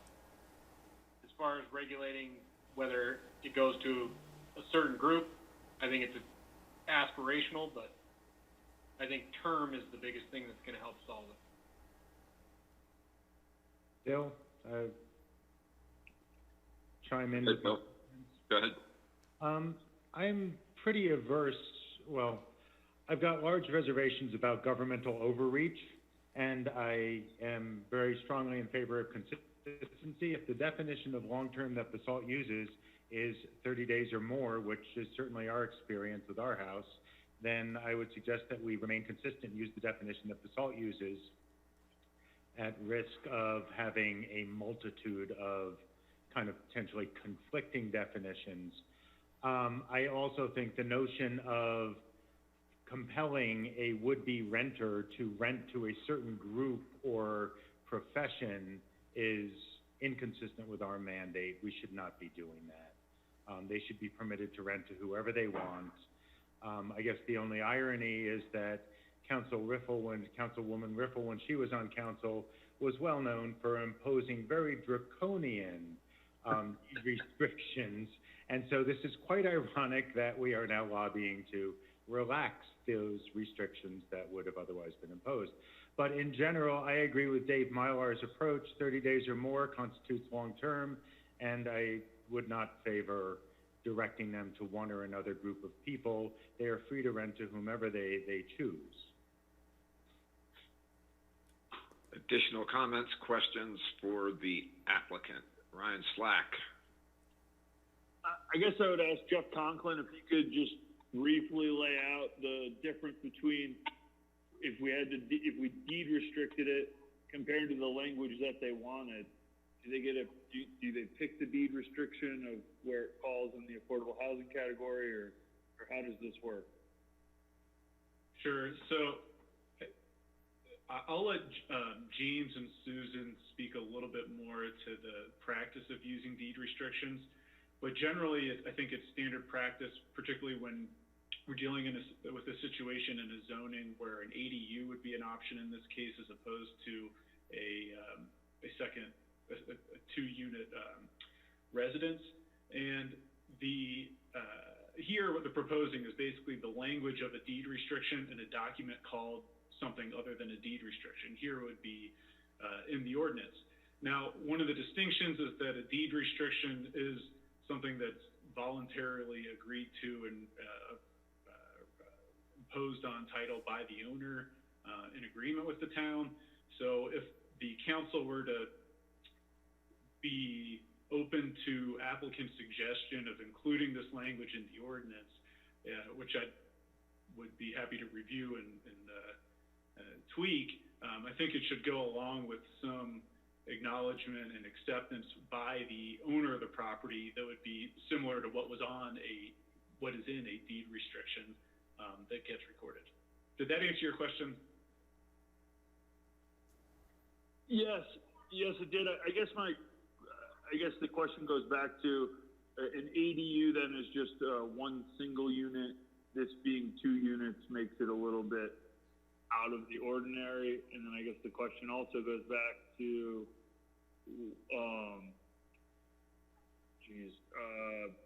are we opening ourselves up to everyone else in town coming with these same modifications? If we make one decision here, does this expand this precedent? Which is great. I mean, I agree that we need to add more of this type of housing. So I'm not against it. I'm just trying to figure it out. Sure. So it all depends on the zone district, and here are the properties in the R2 zone district. This is a special use application review, so with special use, they're dealt with on a case-by-case basis, and you have to evaluate them under the code criteria. But then, James, I think I'll turn it over to you for additional comment on that. Yeah, basically an ADU is permitted through a special review in the R3 TN zone district. It's not permitted in the R2 zone district, so kind of the equivalent in the R2 is this two-family dwelling that's permitted through a special review. In the R3 TN zone district for ADUs, we typically do have the requirement that they be deed restricted, and The deed restriction usually requires that somebody occupy the unit as their primary residence as defined by the state statutes. It also prevents short-term rental. In the R2 zone district, we have had some requests in the past for special review for two-family dwellings that have been approved. It's kind of been a mixed bag as to whether they've been required to be deed restricted for the second unit. We haven't had any requests for two-family dwelling units in quite a while, but there were quite a few in the early 2000s, and you know, about half of them were deed restricted and the other half were not. And I would just add that where our code requires an affordable housing unit or an ADU, I think it would be very bad precedent for relaxing the requirement for the deed restriction. I think in this case, I think the difference is the code doesn't automatically. Susan, we lost you. Oh, sorry. I was just trying to make a distinction that we don't really want to go down this track for all of our affordable housing units or ADUs when the code specifically requires it. I think the only reason. Bill, can't hear you. Huh. I don't know that I can. Susan, you're on mute, you know. Here, I unmuted my mic. Can you? Yeah. I was just going to say that as a general practice, when the code requires a deed restriction, I don't think we want to vary it. I think the difference in this case is that the code doesn't specifically require the deed restriction, and so that would be the distinction. But I don't think that the next time we see an ADU in the R3TN district that we want to go down the track of not requiring the deed restriction. So we wouldn't really be changing our policy. I also think the 6 month, we can talk further with the applicant, but that's usually typically like the lease term in some of our affordable housing projects. So I think there's a rational nexus without, you know, kind of, you know, making something up individually. Okay, great. Additional comments, questions of counsel of the applicant?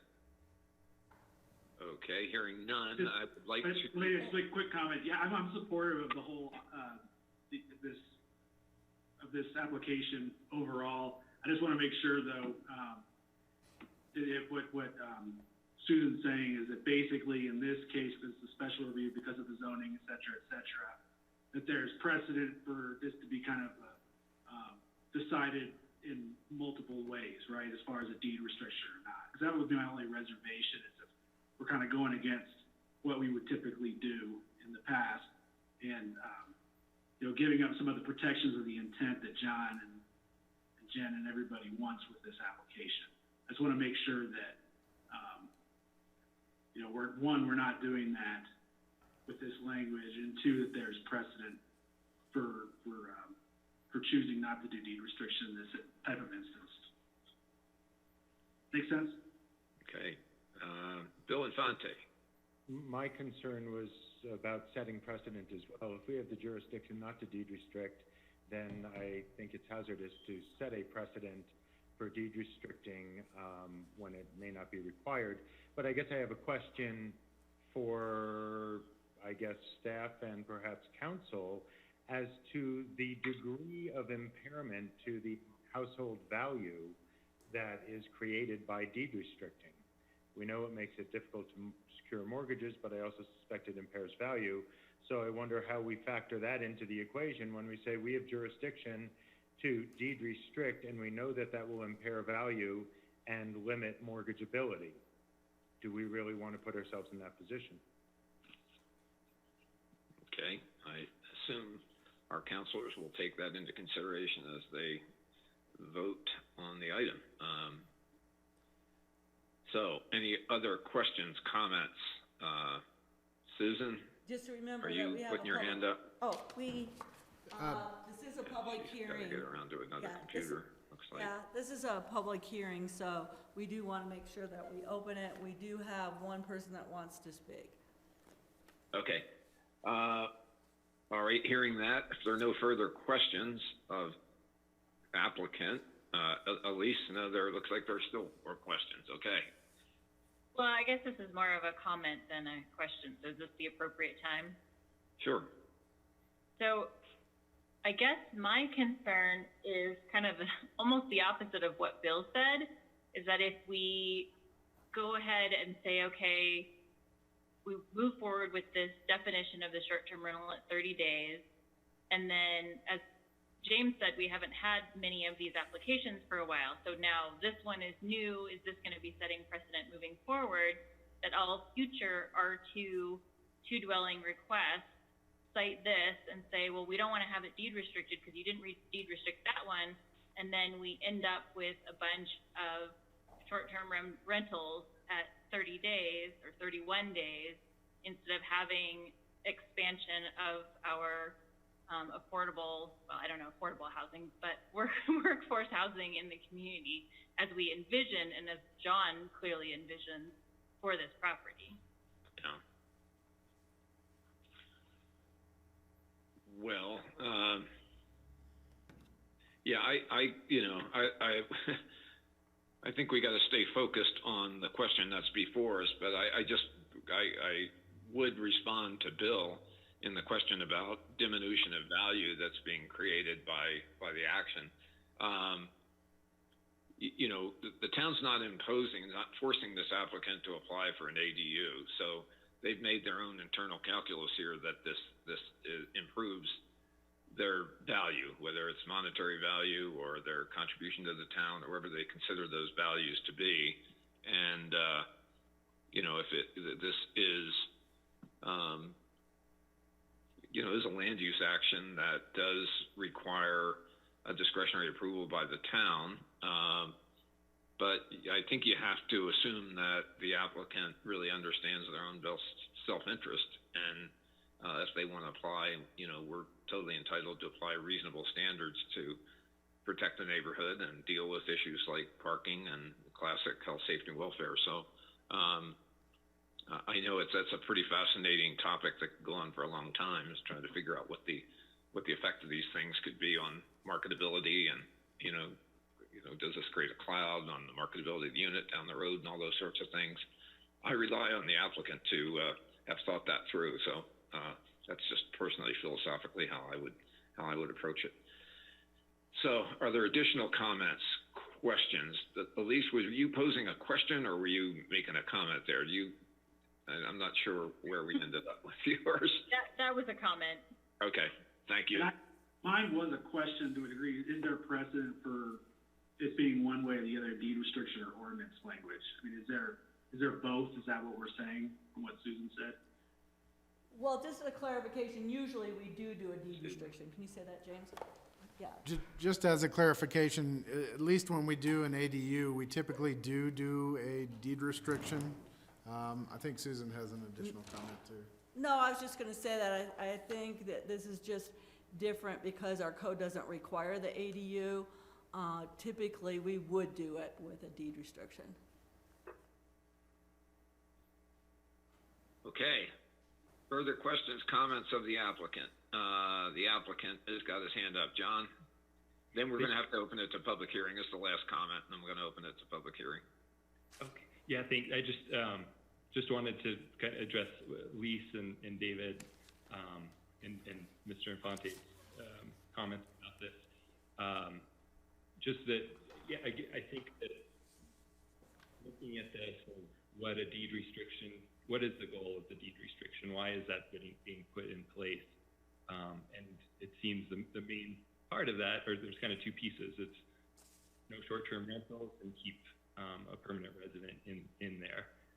We're trying to do that. We're trying to do the right thing, and these conditions do that. I think this is a good precedent to set of one, it helps encourage this without putting a penalization on the property, and still protects against really those pieces that the town wants to keep in place. So that was our thinking and kind of logic in going through this, and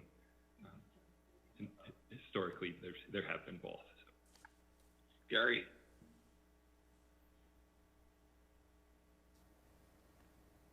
So my question is, when you say the definition of a short-term rental, is that Basalt's definition is 30 days? Yeah, I think that's what it says. that's correct, Gary.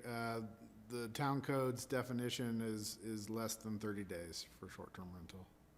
Okay, thank you. Okay, at this point, I would like to open the public hearing on ordinance number 11 of series 2020. The records show that it is 8:53, so we will allow a minute or two or unless people are online and ready to go. Susan, is that our situation? Yeah, that's our situation. We have Keith McDougall who would like to speak. I'll give him a call. But if anybody else wants to speak, they should quickly email planning@basalt.net or text 970-987-7010. And I'm going to dial Keith McDougall. And if we can't hear him on the mic, we'll have to move things around a little bit. But I'll try calling the normal way first. And I would like to correct the time to 7:53, not 8:53. Thank you, Pam. Thanks. Yeah, I'm in Chicago, so no, I'm not.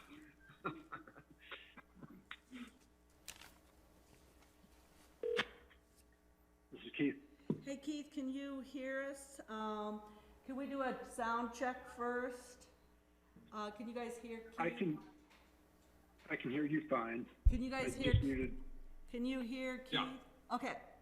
Okay, you're on. Okay. I'm Keith McDougall. Live at 680 East Cypress Drive. Mayor Kane, unfortunately, our concerns about the variance request for 710 East Cypress Drive were not fully relayed to P&Z during their review.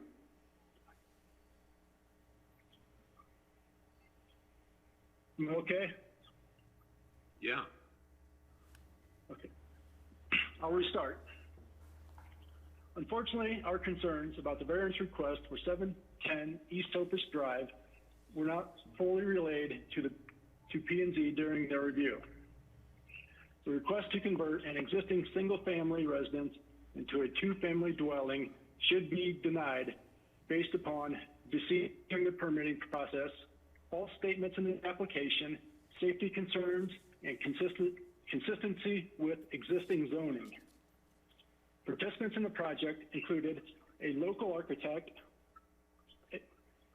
a construction manager at PERCO, and former Basalt Councilor, Applicant Riffle.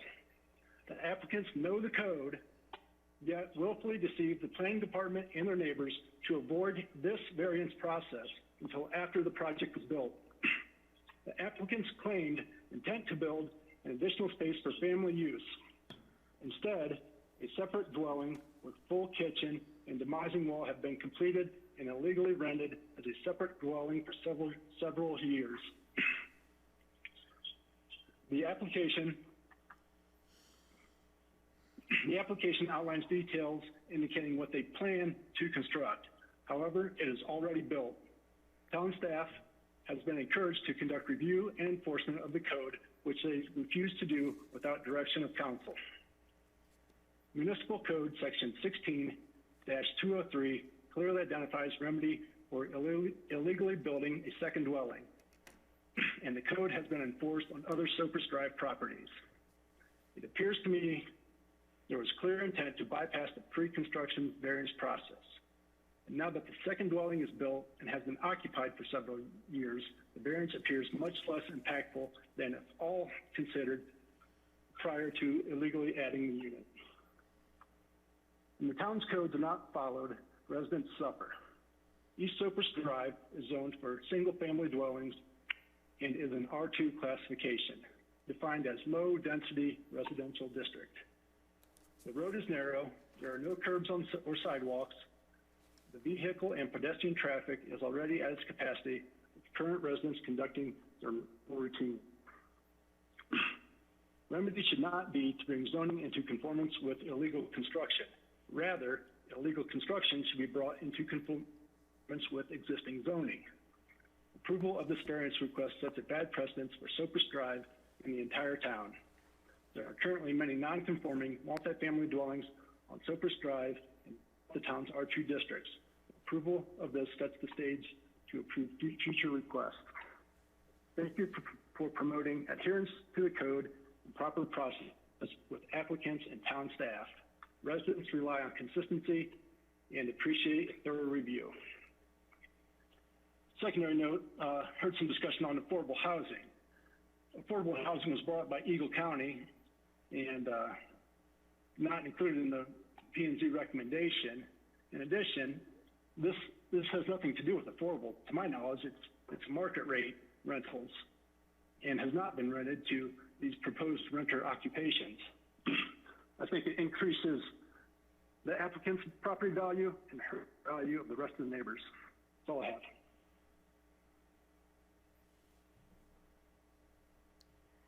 Thank you, Doug. Keith, sorry. Thank you, Keith. I'll go ahead and close you off then. Thanks. Thank you.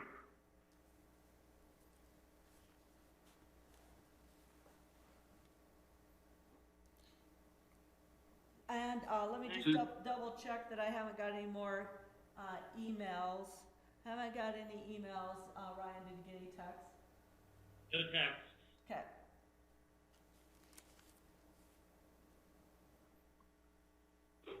So are we closing public comment? Mayor, we would. Is that it? Yeah. That's it. Okay. Right, at this point, I'll close the public hearing. Let the record show it's 8:01, right, Pam? Greenwich Mean, 8:01. And so we will now entertain any further discussion or entertain a motion from council. We can have further discussion on the motion once we have it. So whatever the council's pleasure is here. Glenn Drummond? Mayor, I move the town council approve ordinance number 11 on first reading and continue and set the public hearing and second reading for June 9th, 2020.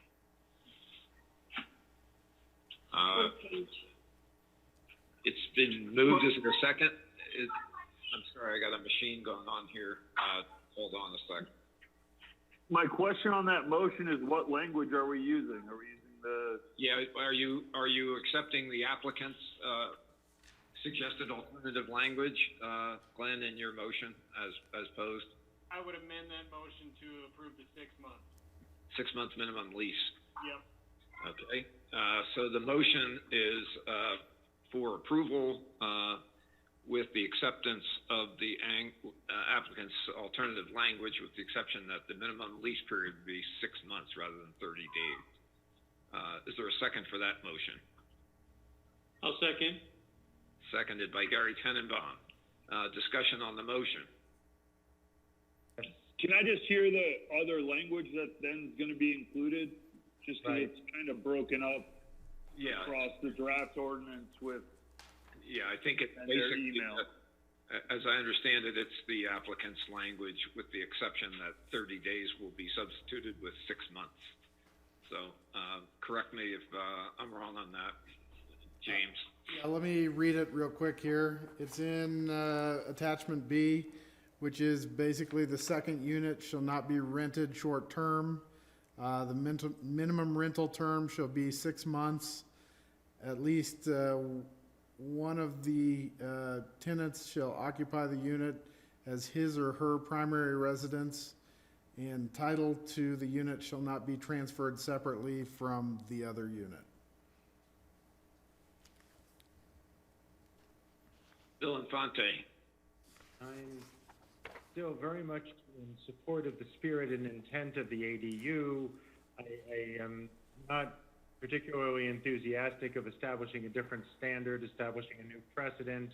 If the town of Basalt wants to revise its standard in gross for short-term rentals and define them as 6 months or more, then that would change my opinion. But I think to the extent that this is narrowly ring-fenced, that we know that the target audience is a permanent resident, I think we have to, I would suggest that we trust the motives of the applicant and remain consistent with the language that Basalt currently employs.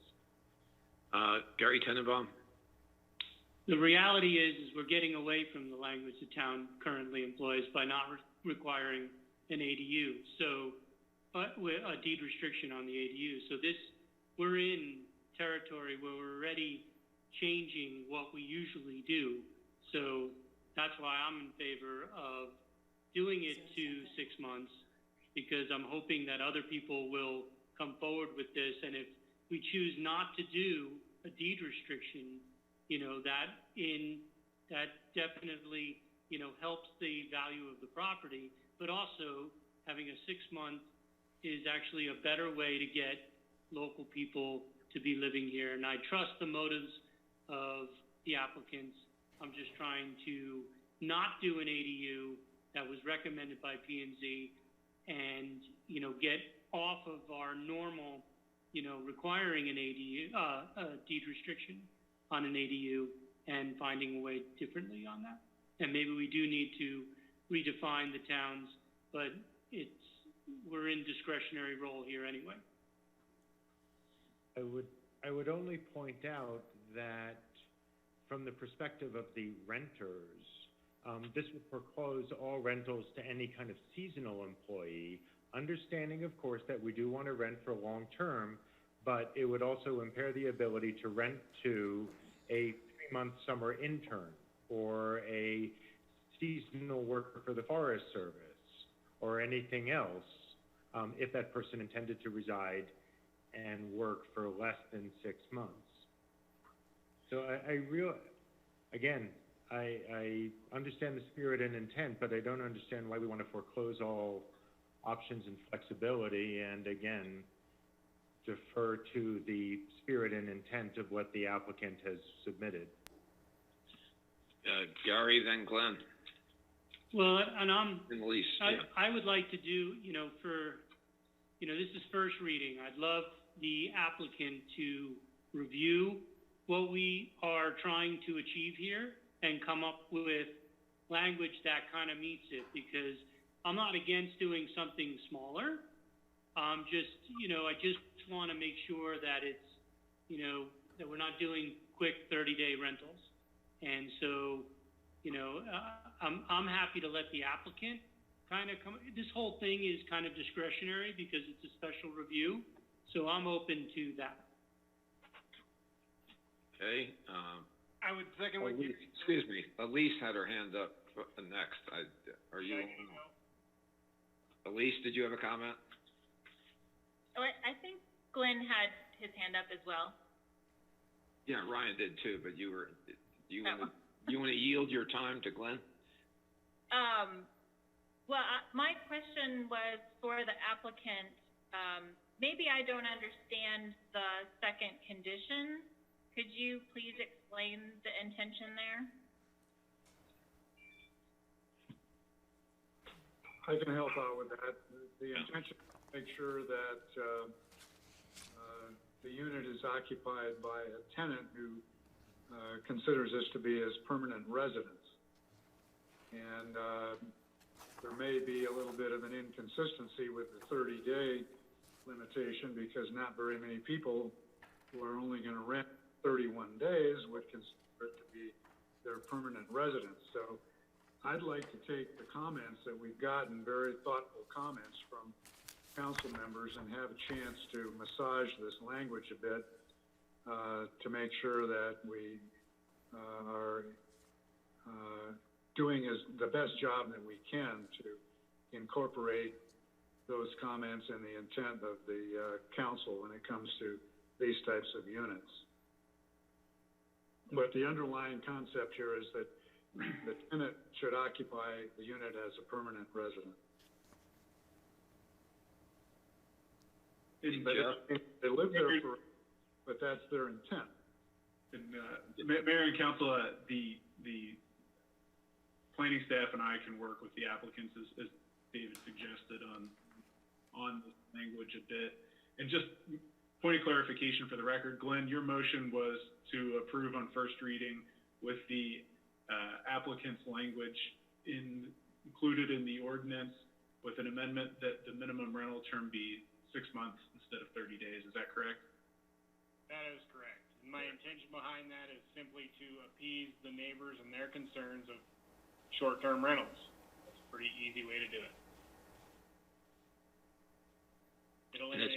So that's been moved and seconded. So that's the discussion is on that motion. Any further comment, question? Who was the second? Because Gary. Gary, okay, got it, sorry. Sorry. Okay, Gary, did you have your hand up? Well, the last thing I said is that I'm hoping that they come back with something on this, but, I'm sure they will. So, this moves forward everything else in this application. Okay, thanks. With that, I would entertain a motion. We already got it, we just gotta vote. Okay, I'm sorry, we already have the motion and the second, so let's get the roll call. Thanks. Sam? Absolutely. Let's begin with Ryan Slack. So just real quick, so they can change the language then between this motion and the second, or this hearing and the second hearing, correct? That's what Yes. We're still good. Okay, so I'll just say yes and wait to see what they come up with. Thank you. Gary Tenenbaum, Yes. Elise Hoddle, Yes. David Knight, Yes. Glenn Drummond, Yes. Bill Infante, I will vote yes with the same condition as Ryan Slack. and Bill Kane. Yes. Thank you. Motion carries unanimously. Thank you, everyone. Thank you all. We will now turn to ordinance number 12, series of 2020. Ordinance of the Town Council of Basalt, Colorado, approving a license and indemnity agreement for the installation and maintenance of a fence in the right-of-way along Spur Lane for the property at 105 West Sopra Drive, Basalt, Colorado, the Barbara Reese property. Sarah Nadalny. Go Thank ahead. you, Mr. Mayor. I would like to share my screen in just a moment if I could. Do I have that ability? Yes. Okay, excellent. I just want to introduce on the call, we do have Barbara Reese, who's the property owner, as well as Suzanne Jackson, who is the applicant's representative. And as Mr. Mayor pointed out, this is first reading of ordinance number 12, series of 2020. So I'm going to go ahead and see if I can share my screen. Okay, so I'm going to start sharing it, and we'll go to here. Okay, that seems successful. There we go. Excellent, thank you. My first time doing that. Yeah. Just to orient you to the property, it's a little bit unique in that it has 3 street-facing facades. It's the property outlined in yellow. The front facade is along Sopra Drive. The rear facade is along Tucker Lane, and then it has the east side of the lot is along Spur Lane. So along Spur Lane, there are a number of large heritage apricot trees. In 2018, the applicant came before Council for special review, requesting approval to construct an ADU above a garage at the rear of the site. A condition of that approval was to ensure the protection of those heritage trees. So the applicant at this point is doing some work related to, the ADU and some landscaping, and as they would like to construct a fence along Spur Lane. A portion of Spur Lane traditionally had a fence along it and has been removed recently to accommodate some landscaping. So they would like to, the applicant is looking to construct that fence and to bump out the fence in the area of those heritage trees into the Spur Lane right-of-way. It would extend, they have proposed in their application about 3.5 feet.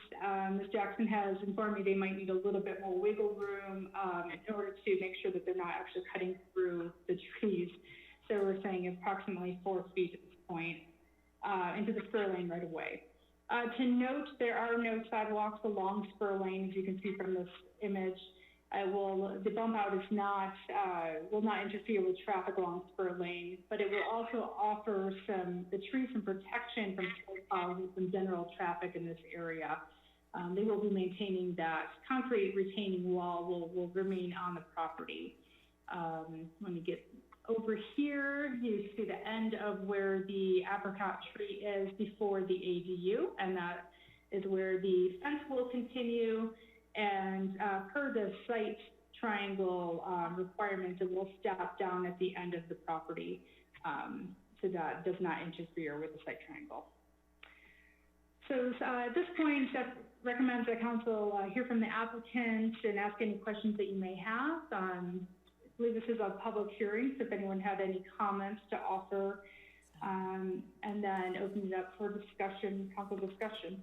We'd also like to recommend approving the ordinance upon first reading and setting the public hearing and second reading for June 9th.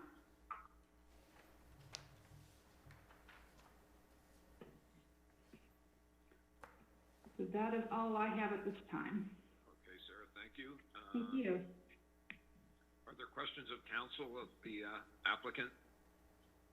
Does the applicant want to make a presentation at this point, Suzanne or Barbara? Well, Suzanne, are you there? Yes, I'm there. Hi, Barbara. Hi, Town Council. Hi. Sarah, thank you very much for your help. I feel that Sarah's done a great job explaining it and has had good visuals to present. Barbara, do you have anything further you'd like to say?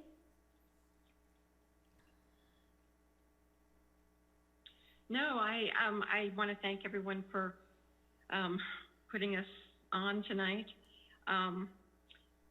I think she said it very well, and the pictures showed what I'm trying to do in keeping the trees, keeping them healthy. Great. So I don't know what else. That's fine, Barbara, thanks. I think we got it. Are there questions of counsel to applicant? Ryan Slack, do you have your hand up?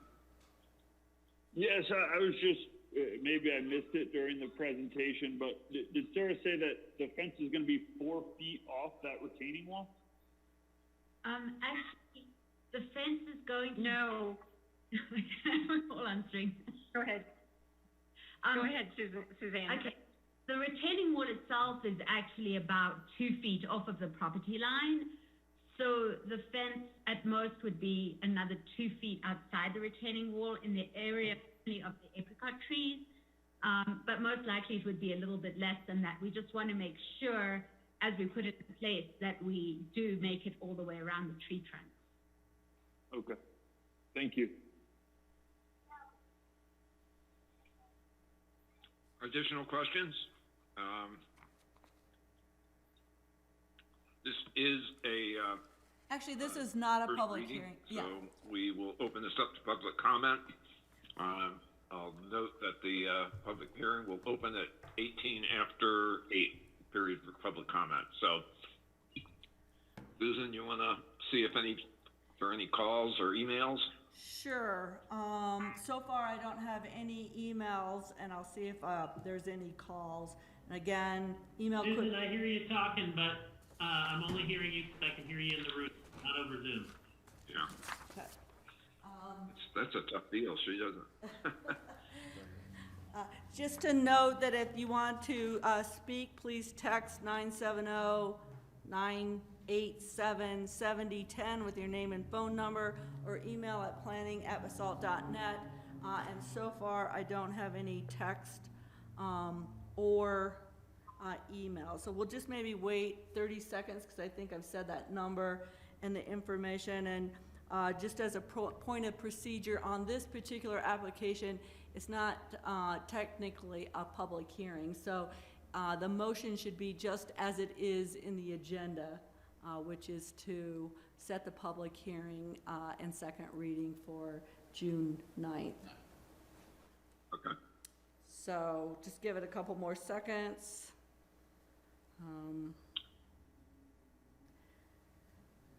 So I don't have any text or email, so I think we're good, and we can close the public comment period. Thank you. At this point, I will close public comment period on ordinance number 12 and ask if there's further discussion or whether the council is prepared to make a motion.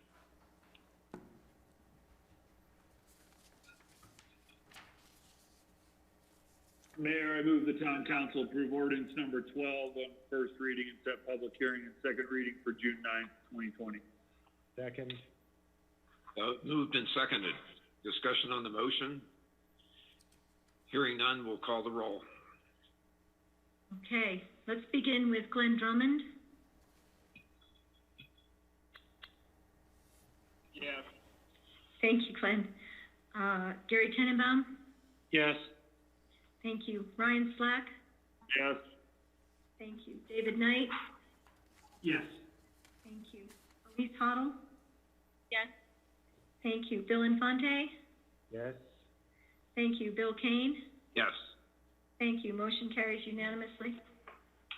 Thank you. Thank you.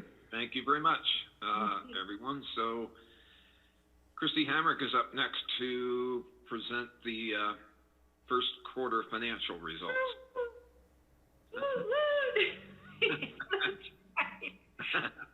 That's kind of one of my signatures apparently over Zoom now. Yeah. You guys don't have margaritas on there, do you? No, we don't need them. We just have financial reports. Okay. Awesome. Well, this is really a really neat quarterly financial report because the Finance Advisory Board has been working over the last year to improve on this quarterly financial report. And I have with us tonight Cheryl Ruppel. So now, I don't know where she went, but she was here. I saw her here earlier. There. Oh, I should still be here. I turned the video on. Okay, I was looking for you. I was looking for you amongst the Brady Bunch crowd. So there you are. Thank you. Okay, awesome. And so, she's going to start tonight talking about how they came up with the presentation style change and a lot of the conversation that happened with Finance Advisory Board. And then after she's done with that, then I'm going to present the results to you. So you can take it away, Cheryl. All right, perfect.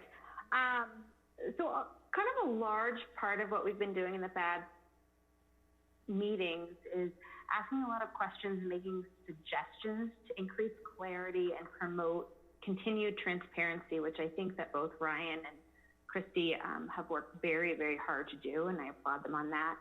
I joined the FAB team about 6 months ago, and over that time, every week we could just see Christy kind of taking our suggestions and making tweaks and then showing us and seeing how we like things. So as you compare this first quarter financial to last year's financials, you'll see for sure we've got some nice visual graphics. We've fine-tuned those, adding the percentages next to each of those items, kind of taking things out of there that were very small amounts and lumping them together. And I know Christy's going to continue to work on that even in the meat of the financials and the data, kind of consolidating some of the line items, the rows that have small dollar amounts in them, just to clean it up and make it easier to review. One of the things I think is very impactful is adding the column for the year-to-date actual numbers. As you know, the current year's actuals is just through the year-to-date quarter that we're presenting, whereas the budget is a full year, which means that the percent of budget is only meaningful to the extent that the revenue and expenses are allocated evenly over each quarter. So by adding the prior year's actual numbers, we can really do an apples-to-apples comparison to see where we are this year versus last year. To me, that's probably one of the most clear ways to show that. She's also separated out the restricted funds, which I know in part is to get some bonus points on the auditing side of things. But she went through and pulled out the information from 2019 as well so that we can provide that. And moving forward, we're going to have a lot more data for comparison year over year. Those restricted funds are now moving forward going to be in a separate section. The other items that we've been discussing recently is playing around with other types of graphics, possibly doing bar versus pie graphs. And in that case, we'd really love for some of your feedback, because I know all of you aren't necessarily financial savvy, not to say that you don't understand the finances by any means, but you might be more visual in nature versus just comparing the data. And so if you have any suggestions for us that could help make that easier, we'd love to hear that. So I think that's pretty much everything. If you guys have any questions, happy to answer.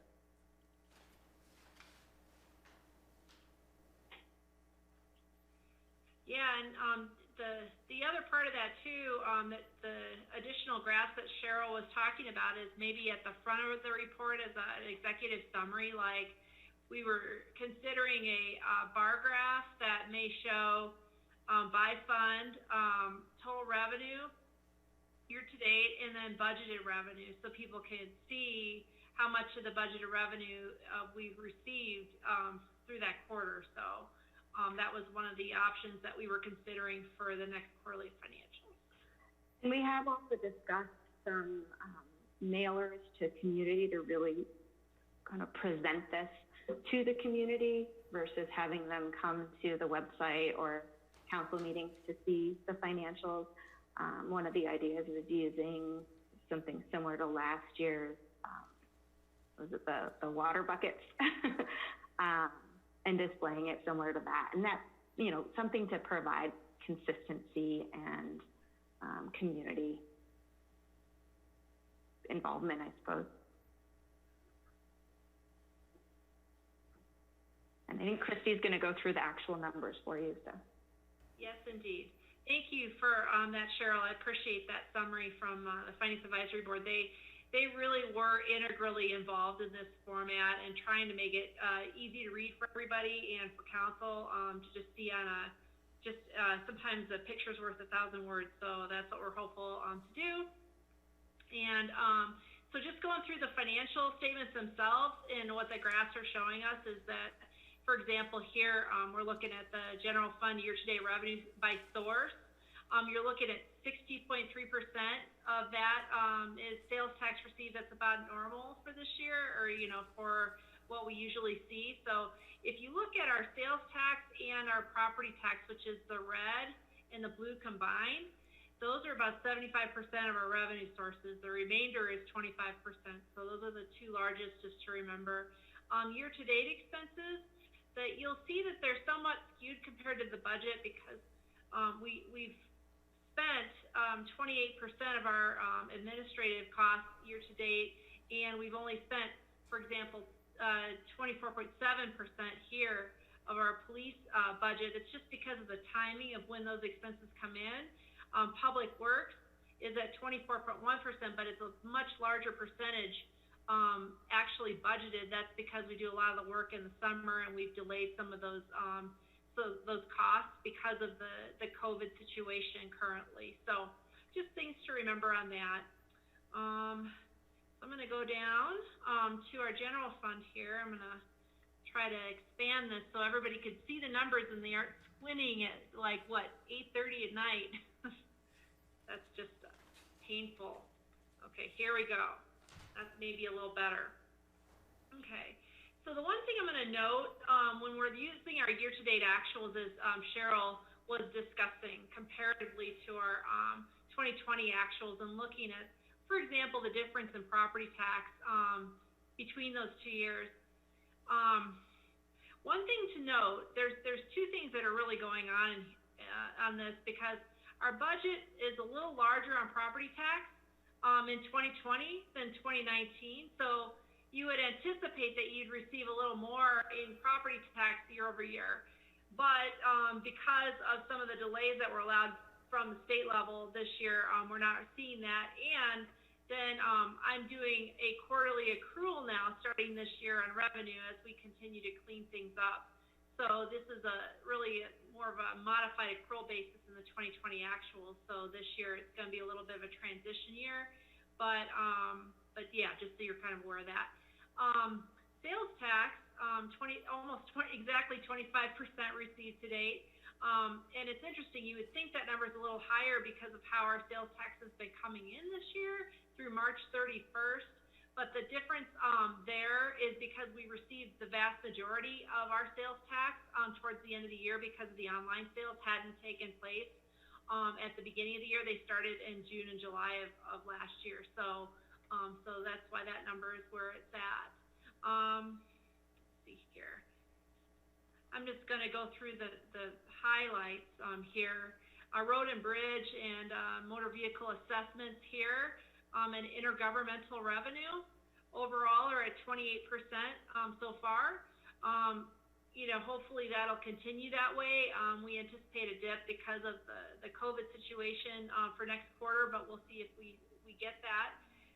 Fines are still running okay because we really didn't close things until almost towards the middle of March here, so on our fines. Let's see. Interest earnings are still doing fairly well through March 31st, but we anticipate that's probably going to go down because of the interest rate that was reduced by the federal government and those kind of things. So next quarter, not so good. Let's see. We've already somewhat seen graphically how all of our departments are doing here. The only thing I'll note that's kind of an oddity, just so everybody's aware of these negative numbers in the Parks Department, that's because we offset our parks costs with 20% of our parks, open space, and trails. And we receive that funding throughout the year in sales tax, but they spend most of their money in the summertime. So that's when their funding is mostly incurred and expenditures are mostly incurred then. So there's a little bit of a timing difference when you're just looking at the first quarter here. Okay? Any questions on the general fund?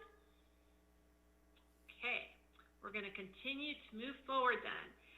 This is for our restricted fund graph. As Cheryl mentioned, is that we separated out all of the restricted funds for this year because of what we were doing with cleaning things up, so you could see the operations separate from your restrictions. You can see the vast majority of what is receipted is in taxes, and the vast majority of that is definitely post, but there's also tobacco tax in there, and lodging tax are a couple of other big ones that we have, so just a note there. Then we look at our restricted funding, and you can see that on our taxes we've received about 27% year to date, so that's where you would think you were going to be. Licenses and permits, a little bit better, but it's just all in the timing of that. And we try to be fairly conservative in how we budget our restricted funds. So when you're ahead of budget a little bit, you would anticipate that, just because we are fairly conservative. We don't want to over budget something and then, overspend by not receiving something in. So let's see, anything else here? A lot of this is, this right here is, there's the TACA, that's TACA. There was $950,000 from the 2018 collections for the RETAs that we would put into that, and then there's another $500,000 that could be a developer contribution in there, and then plus some of the art base purchase of that land is there. And then obviously looking at the Basalt River Park on Post is the majority of that expenditure, which none of those had been expended as of yet. So still fairly low comparatively to budget because of those reasons. And the bond fund, we haven't, our bond expenditures come in, they're due in June and in December, so we haven't yet received any, or paid any of those, so that's why we haven't spent anything there yet. And that's all funded through our property taxes through a voter-approved mill levy, 2 voter-approved mill levies actually. And then water fund is still running fairly well with our revenue. It's still a little bit low than what you would anticipate, but not bad, because most of what we bring in our water fund for water service is going to happen in our summer. So that's where, when you look at your 2019 actual versus 2020 actual quarterly, you could see that we're still running fine there, actually a little better than last year. So Any questions on the quarterly financial statements? Okay. Next council meeting, we'll be talking again about our next update on the projections for revenues and our revenue modeling.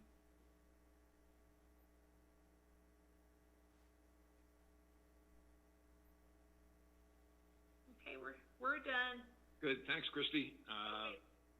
And we look forward to the next round. So appreciate the presentation. I think that concludes the first quarter financials. Any questions from council before we move on?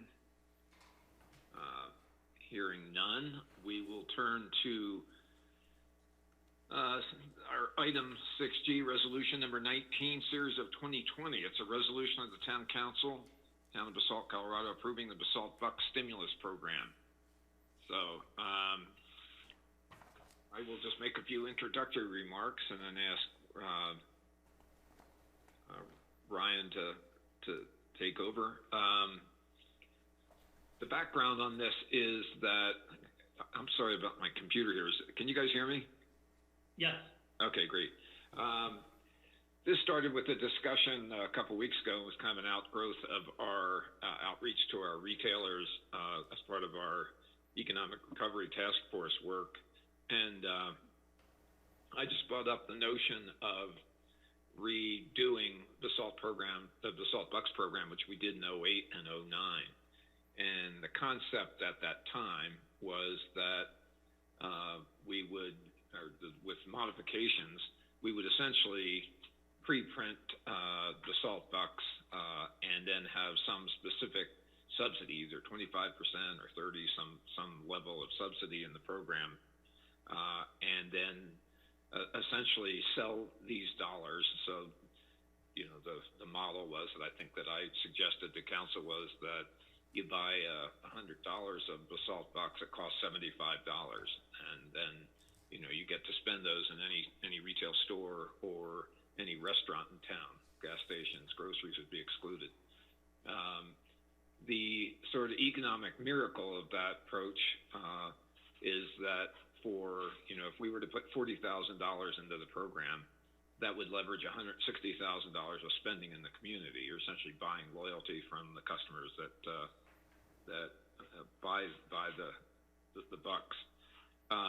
So this idea and the general idea of a stimulus program was handed off to staff in your packet. You've seen an alternative approach, which I think is a different concept.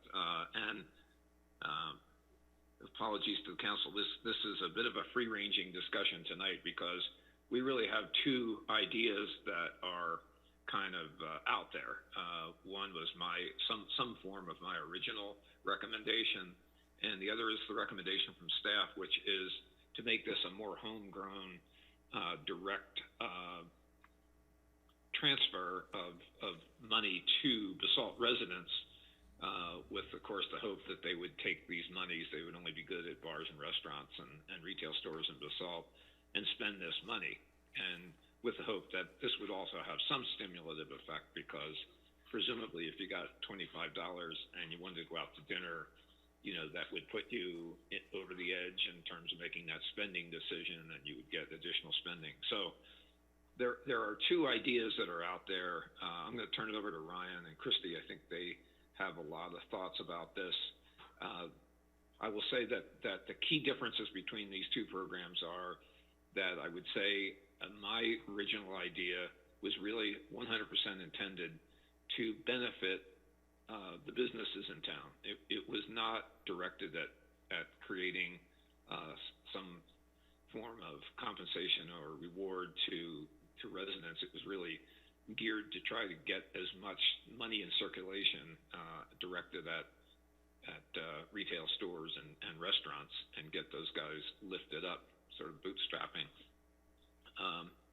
I think the reservations about this that are totally legitimate are that this program, as it occurred in the past, also relied on a lot of out-of-town spending. This was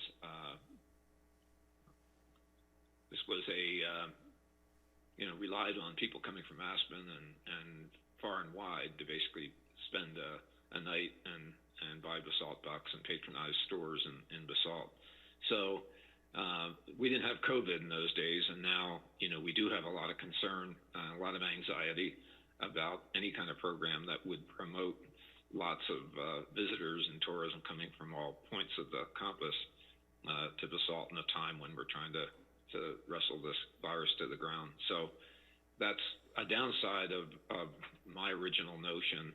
I think the idea of sending money directly to residents and getting them to spend it in town is beneficial to local residents, does confine it to Basalt.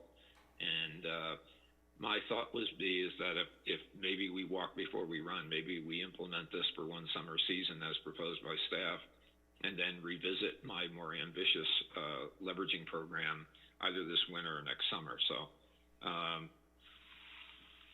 So I'll turn it over to Ryan. This is really a discussion item. It's I think it's going to be critical to hear from council. I mean, these are philosophically two very different kind of ways of skinning the cat here. So I think we're all anxious to get some direction from council on this. So Ryan. Sure. Thanks for the introduction, Bill. So, you know, at the last meeting, council provided direction to, you know, take a look at a Basalt Bucks program. And lucky for us, institutional memory, or sometimes when your memory is not so keen after 10 years of memory or of the passing days, staff was lucky enough to have Pam, who kept some notes on it.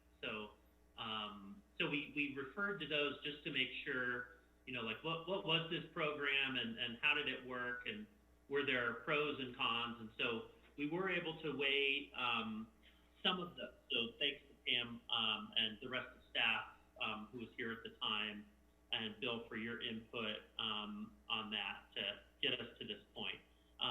And I think really what we were trying to design this time was a program that was going to be sensitive to the realities of COVID-19 and the fact that, you know, we are still restricted in our movements, generally speaking, in this state. Yes, things have opened up a little bit, but things can also close back down just as quickly.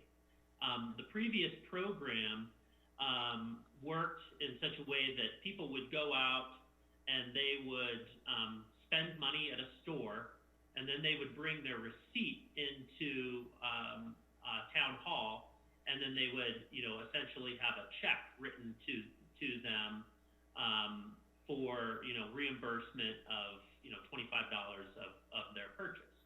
And so when we were thinking this through, we thought, well, you know, bringing people into town hall in great numbers may not be the best of idea. You know, as town hall is currently closed, we'll probably look at reopening it in some form or fashion. But you know, for the time being, that may kind of get us up on a challenging foot with trying to be able to bring people in, and how are we going to set up that social distancing model here. So that was one thought.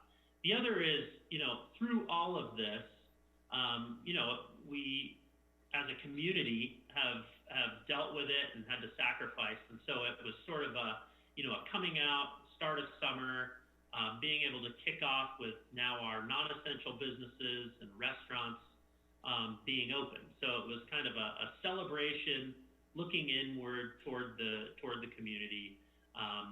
We also felt that by providing sort of this $20 voucher, it included everybody. So you know, it was people that, you know, maybe struggling without a job right now and pretty limited on funds, and folks that haven't been able to go out and get a meal or something along those lines.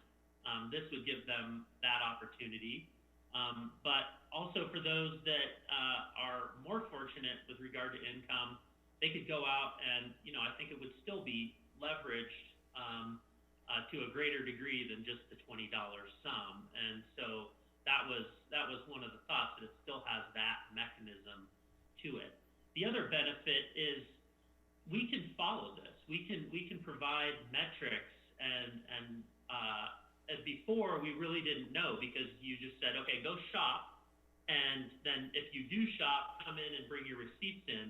There wasn't a great way to know when or if people were shopping. You just had to wait until things came in.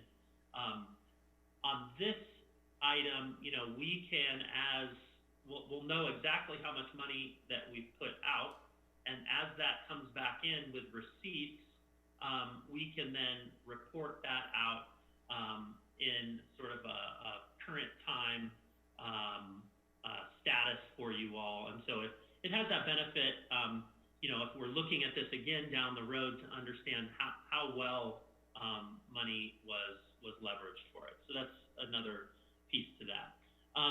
It also does recognize that social distancing is still very much an important component of even this reopening, and there are a lot of folks that are not really wanting to go out and go shopping, or are staying in their home and just being extra cautious, but they do still have the option to get takeout or something along those lines that they may otherwise not, because they're just kind of going from the grocery back to their homes and not necessarily venturing out. This might kind of be that incentive to get some of those folks out as well. So just a thought on that.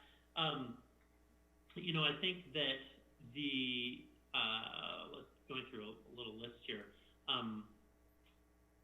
One of the things that did occur with the previous, that we were just trying to correct for a bit, was the timing, and so we put it out there that this campaign was occurring, and we put a finite amount of money on that. But then, as people were coming in, eventually we had to cut that off because we reached that upper threshold of the money we set aside, and it was really hard to communicate that to people that it was over. And so, at the end of the program, we did get some negative feedback from retailers or citizens that, hey, I went out and shopped and participated, and I didn't get that refund. And so, there may be a couple different scenarios that led to that, but that was just kind of one thing that we captured in our notes. And with this one, we would get printable checks. Essentially, it's on check stock that you wouldn't be able to duplicate very easily. It's watermarked. We would be able to print on that piece of paper itself when the expiration would occur, and so there wouldn't be any sort of guessing game out there for those that are participating. So those are a couple things in a nutshell that we came up with. Getting down to the brass tacks of what we think this might cost, we would propose to make 2,700 vouchers. The number of addresses for Basaltines that we've come up with is about 2,400, and we would print some additional ones, about 280 additional, to be passed out if the summer concert series, or as just promotional items to be able to kind of reward people for coming out and maybe promote some additional spending. So if we did a $20 voucher, the total budget that we predict on it would be about $43,000. And that anticipates that you get about 75% participation. We don't think when you send these out that you'd get 100, because either people grab them, put them on their fridge, forget about them, or like I mentioned before, some folks may not venture out, or they get lost in the shuffle, what have you. But that's definitely something that we believe is pretty well on target. So about $43,000. We would have this target retail and restaurants. So at this time, we would exclude the retail food like the grocery stores, during COVID, based on sales tax receipts and just, anecdotally, or just drive by, and look at the full parking lot. They've done well, and so we wanted to target those that had been closed during this time, or we know that had just been highly impacted. And so it would also right now exclude like lodging, real estate, utilities, and other service organizations. So just really trying to focus on the retail and the restaurants right now. We would basically reach out to all of the businesses and get them to sign on. So doing a little promotional video for it as one way to reach out, phone calls, and we have our business license list in order that would facilitate that communication, knowing who to contact, and I think ultimately get them just to acknowledge that they're signing on to it, so we get that FaceTime so they fully understand. And it would be ultimately the retailer or the restaurant that weekly or bi-weekly, would be our preference, bring their receipts in with those the vouchers, and then we'd be able to cut them a check in the next check run. So we do know that a couple other towns around us have done this. Avon was one. They limited it early on to restaurants only.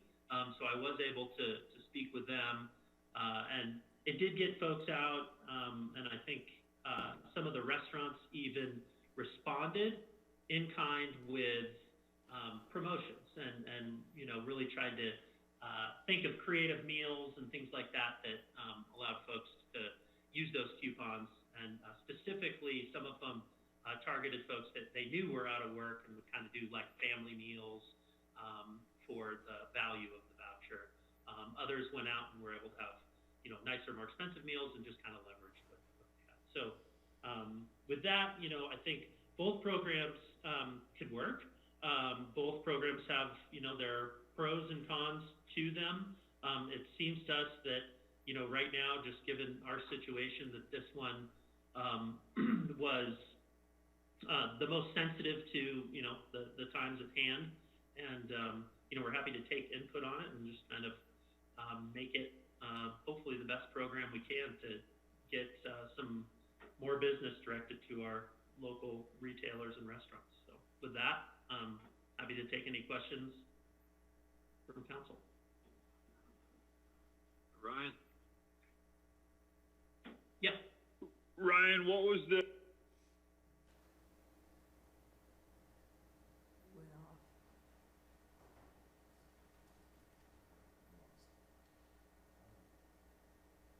everybody here?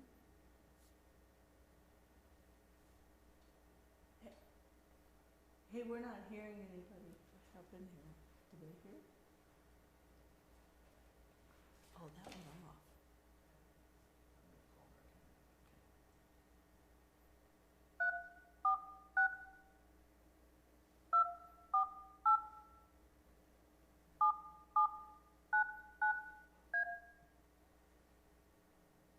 Welcome to Zoom. Enter your meeting ID followed by pound.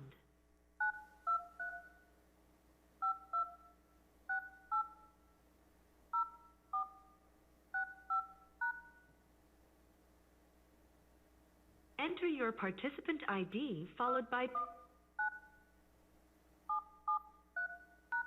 You are in the meeting now. There are 15 participants in the meeting. Flaw in our program before was that we were just compensating people when they brought receipts in. Yeah. I think that could be remedied by pre-printing actual script, basically vouchers, that have a face value and a finite limit to them. So, yeah. But even if it was, at 75,000, that means that it generated on the low end 300,000 and possibly. Yeah, that sounds about right.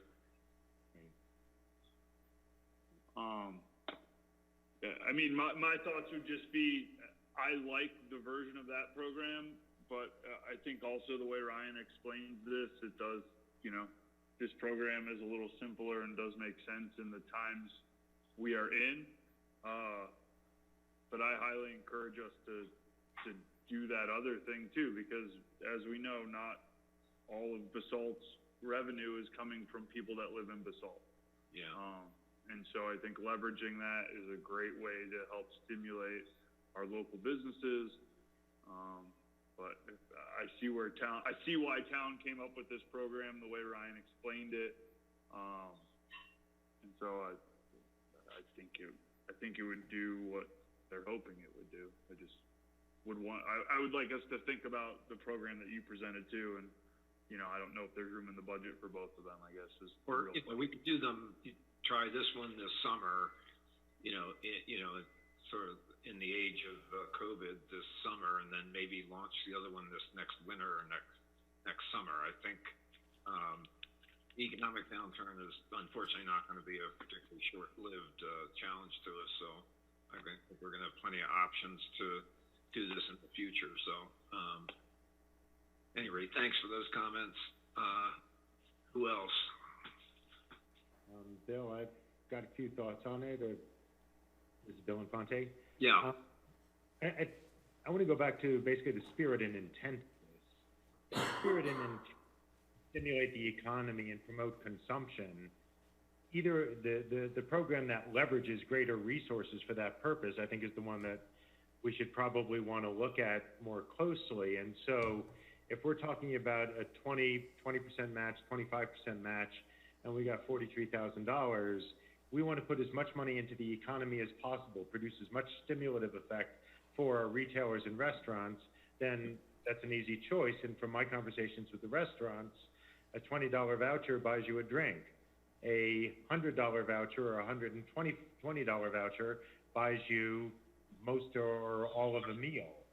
So again, if our goal is to stimulate the economy, I think we want to use the subsidized voucher program that will give people greater purchasing power.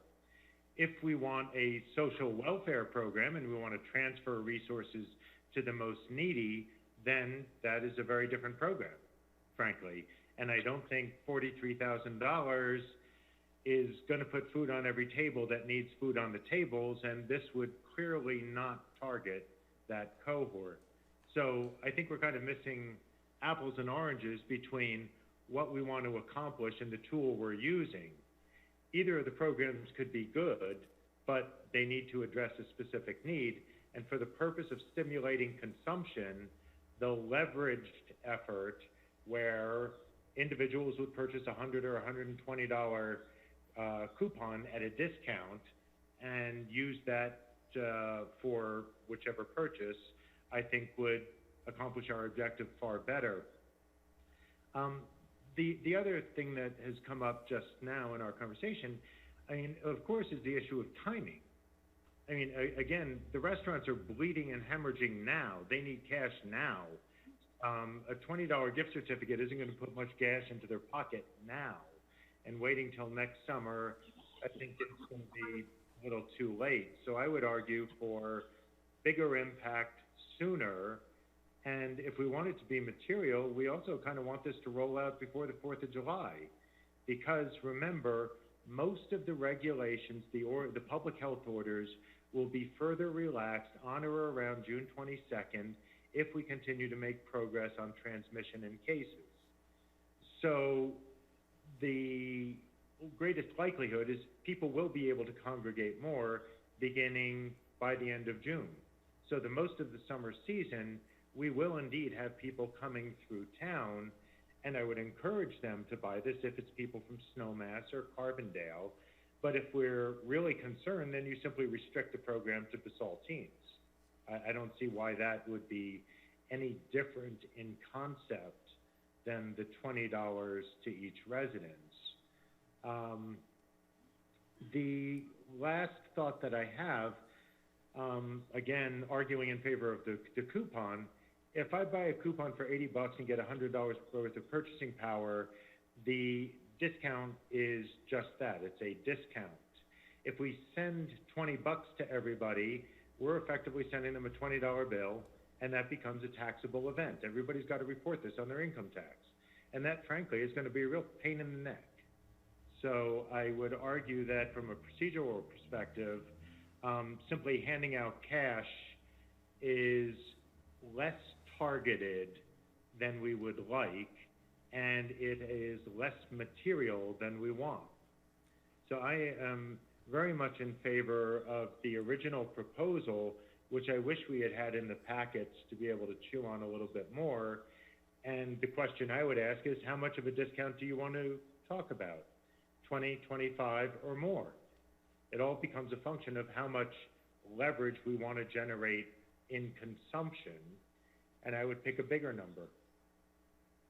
So I would suggest a $20 discount on a $100 gift certificate, let people buy it for $80 and put a lot of money into the economy. Glenn? Thanks, Bill. Glenn? So, I mean, I think both ideas are good. I guess from staff's perspective, the original idea is probably a bit harder to put a number on. Is that where we're at? Because we don't know how many people are going to spend $100 or buy vouchers. True. That's right. I mean, it'll be, nearly impossible to put a number on that without angering people at the end of the situation. So that's part of it. And then if we look at changing that program to something of a voucher, with the discounted voucher, then it's really hard to separate that out between multiple businesses that they may spend it at. So then there's have to be restrictions on it as far as spending it in one place if you're looking at a $100 voucher. And then the other question, when I was reading through that, are we strictly, if we did the $20 voucher program, is that strictly restricted to restaurants? That was retail as well. Mm-hmm. Retail sales. Do we go to Bristlecone Sports? We go to Ute Mountain? Yes. What was that? Yes, that's correct, Glenn. So, I mean, from town staff perspective, which one is easier for you guys to implement and manage?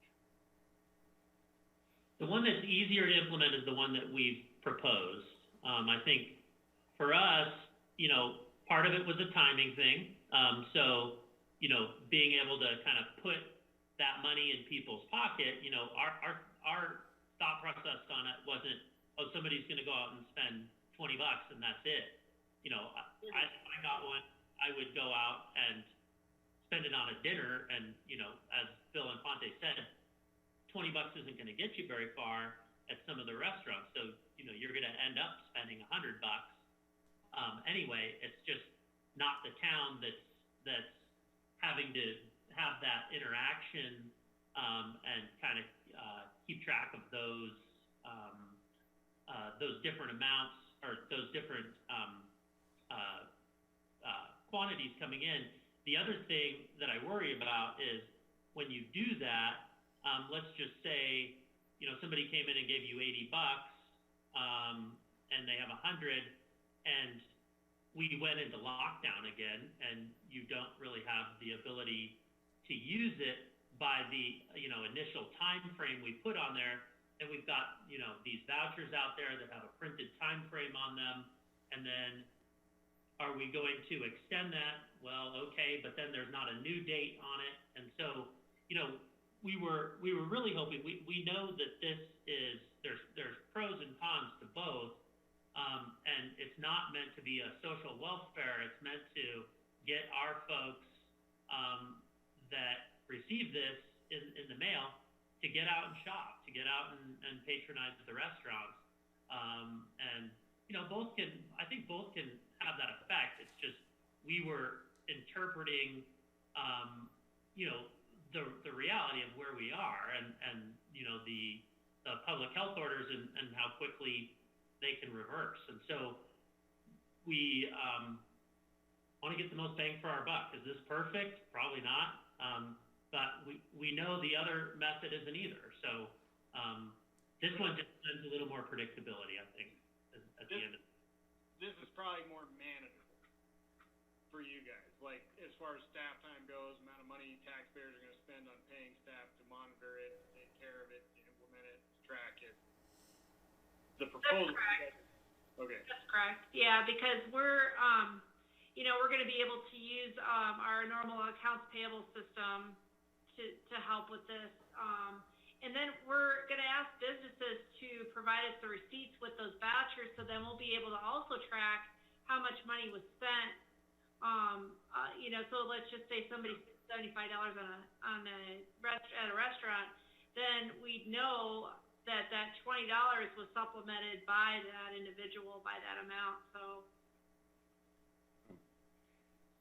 But I'm not sure David. why Yeah. Oh, I'm sorry, David. David Knight had his hand up, sorry. Go ahead, Dave. Yeah, so all good ideas. There's pros and cons to both, like everybody said. I think there's kind of a balance that needs to be struck between like the simplicity and fulfilling this, right? So we can meet the timing needs of getting this out there so businesses get the money sooner rather than later. But we also want to maximize the stimulus revenue that the businesses get. So, I mean, with that as kind of an overarching goal, I wonder if we do kind of a hybrid of the two where it's a minimum fixed spend. So for instance, if we're saying we're going to give everybody $20, what if we sent out $40 vouchers as an example, predicated on that people would have to spend $20 of their own money, to redeem it, in other words, somehow. So the thing was worth $40, but they had to spend 20. I don't know, something along those lines where, it was fixed, it went to the residents, so people couldn't just buy it up and then would run out of funding. But you have to put a little of your own skin in the game to kind of leverage up the amount of money that would be spent to get a little more out of it. But it could go out fast because I would think that would still be relatively quick to fulfill and implement. I don't know. I'd be curious to see what staff thought about that. For future versions of this, I mean, maybe we could digitize some of it for kind of the 10 years ago way, so it would be safer and cheaper and more efficient to fulfill. Those are my thoughts. Great, thank you. Bill, did you want to make a comment then, Elise? Go ahead, Bill. Sorry, I'll defer to Elise. Okay, great. Yeah, I'm going to get fired as mayor. I promised everybody that we weren't going to have a 5-hour council meeting this week, and I'm starting to slide down the slope here. It's 10 after 9. So go ahead, Elise. Well, I'm equally guilty because I have comments about comments. So, yeah. Bill and Fonte, I definitely hear what you're saying about using this as a welfare system versus an economic multiplier. But I do think that there is value in it from a welfare perspective of rewarding, rewarding thing, not the right word, but recognizing our constituents and saying, we know you're having a hard time and we're trying to help you. So I like that aspect of that piece of it.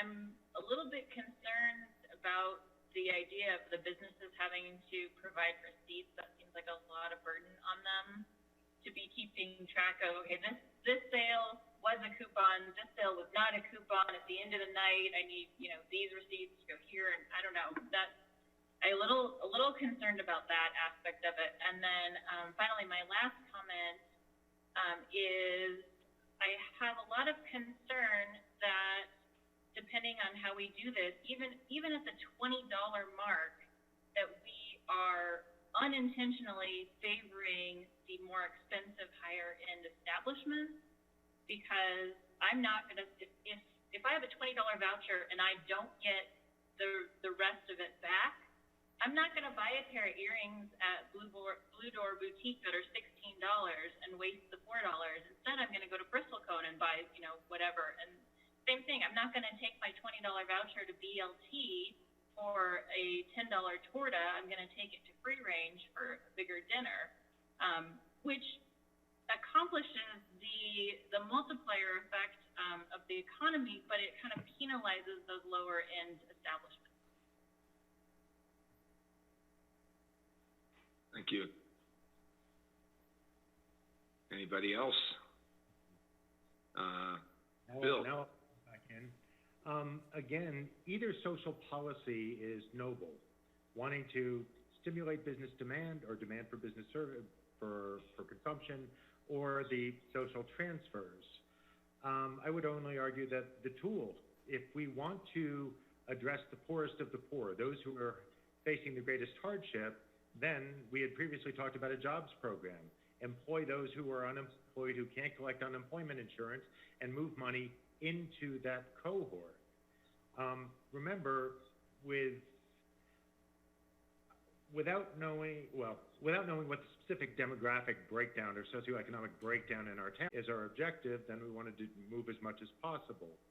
I don't a priori see either Ryan or Christy why counting the $20 vouchers that you would distribute is necessarily easier than counting the coupons that would be sold in a leveraged circumstance. You still have to collect them. You still have to cut a check to the restaurants or retailers.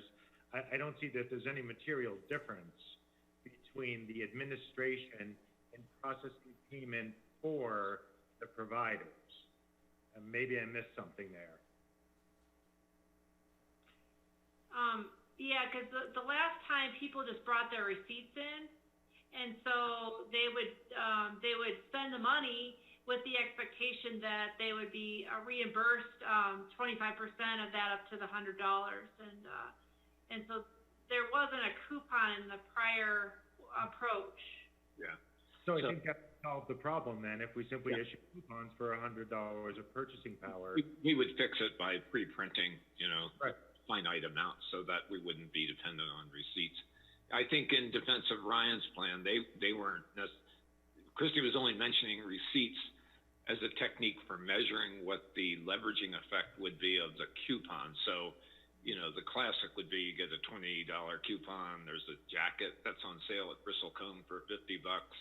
That looks pretty good. Now I got a jacket, $75 jacket for $30 essentially because it's on sale, and then so there is a stimulative effect. I wouldn't think nearly as great as the original thought that we discussed, with the pre-printed Basalt bucks. But I guess maybe just to offer my thoughts. I think that a couple things. One is I think time is of the essence. The sooner whatever we do, the sooner we get it out there, the better off everyone's going to be. Secondly, I think I was a little bit tone deaf to the concerns of COVID by, aggressively going after selling these bucks to whoever, wants to come in and enjoy Basalt, which, I look forward to that day where we can do that without any apprehension. I honestly am not sure we're quite there yet. So, again, my view would be that I'm amenable to implementing the staff's proposal and keeping in our back pocket the possibility for doing the more powerful leveraging scheme either this winter or next summer. I think that the crisis unfortunately isn't not going to get away from us here. I think it's going to be around for a little while. So I think we may have 2 or 3 versions of this program to experiment with. So they're just some thoughts.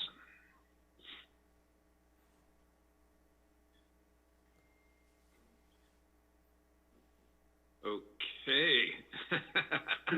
David? Yeah, just real quick, could we quickly do a hybrid program to get a little more bang out of that $20 that we're spending per resident? One you were suggesting? Yeah, I mean, is that possible? To do your program's the same as mine. It's just you were, issuing smaller denominations or something. Yeah, it's fixed. So that way they would just be sent out. It's not like somebody has to do a transaction and decide, I want to do 200, I want to do 150. It's like it's worth 40 if you spend 20 somehow. So when you mail them out and people get a $40 face value and we pick up 20 and they pick up 20, is that what you're? basically, yeah, I'm not sure the mechanics of how that would work, and that's why I'm asking if we could do it quickly or not. Yeah, that's, put the step on the seat.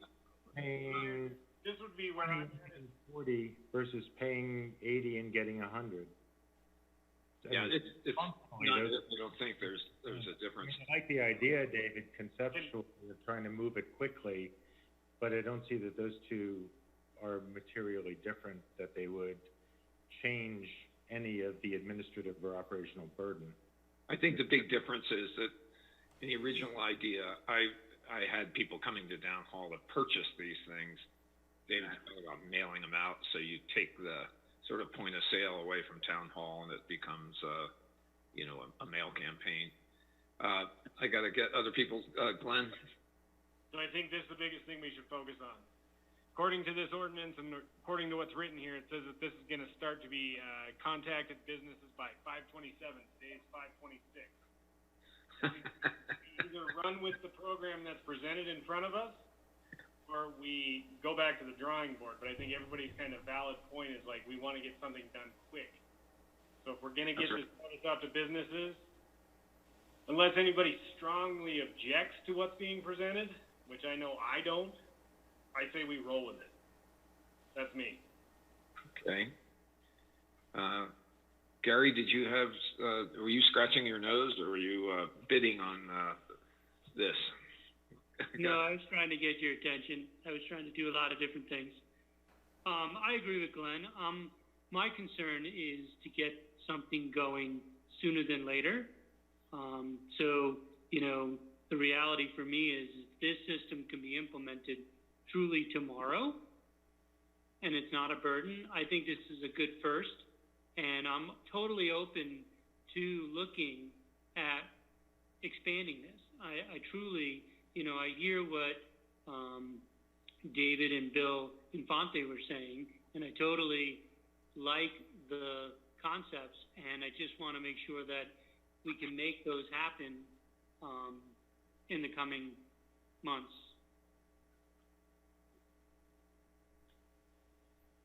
Right.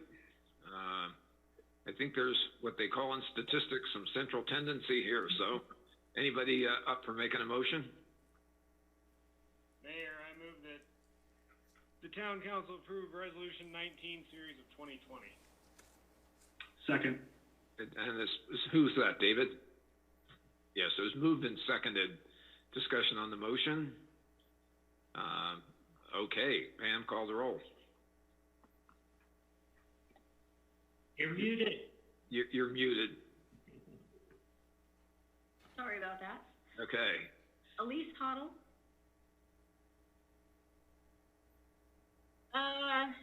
Yes, with a possible direction to pursue the other program in the future. Okay, you can only vote yes or no. I sympathize with you, but I think is that a yes?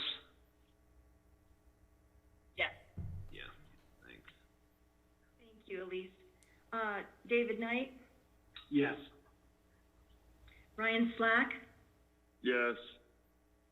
Glenn Drummond? Yes. Bill Infante? Yep. Gary Tenenbaum? Yeah. And Bill Kane? Yes. Motion carries unanimously. Thank you, guys. We're getting very close. We're going to beat 10 o'clock, I'm sure of it. So, information correspondence, accounts payable, advanced agendas, correspondence to the town. There's no discussion on those.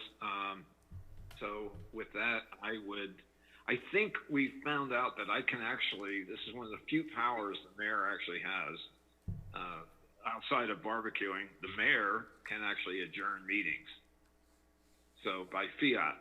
So I declare this May 26th meeting adjourned. Thank you guys. Excellent evening. And we'll be seeing everybody soon. Thank you all. Good night, everyone. Bye-bye. Thank you. Click that button quick.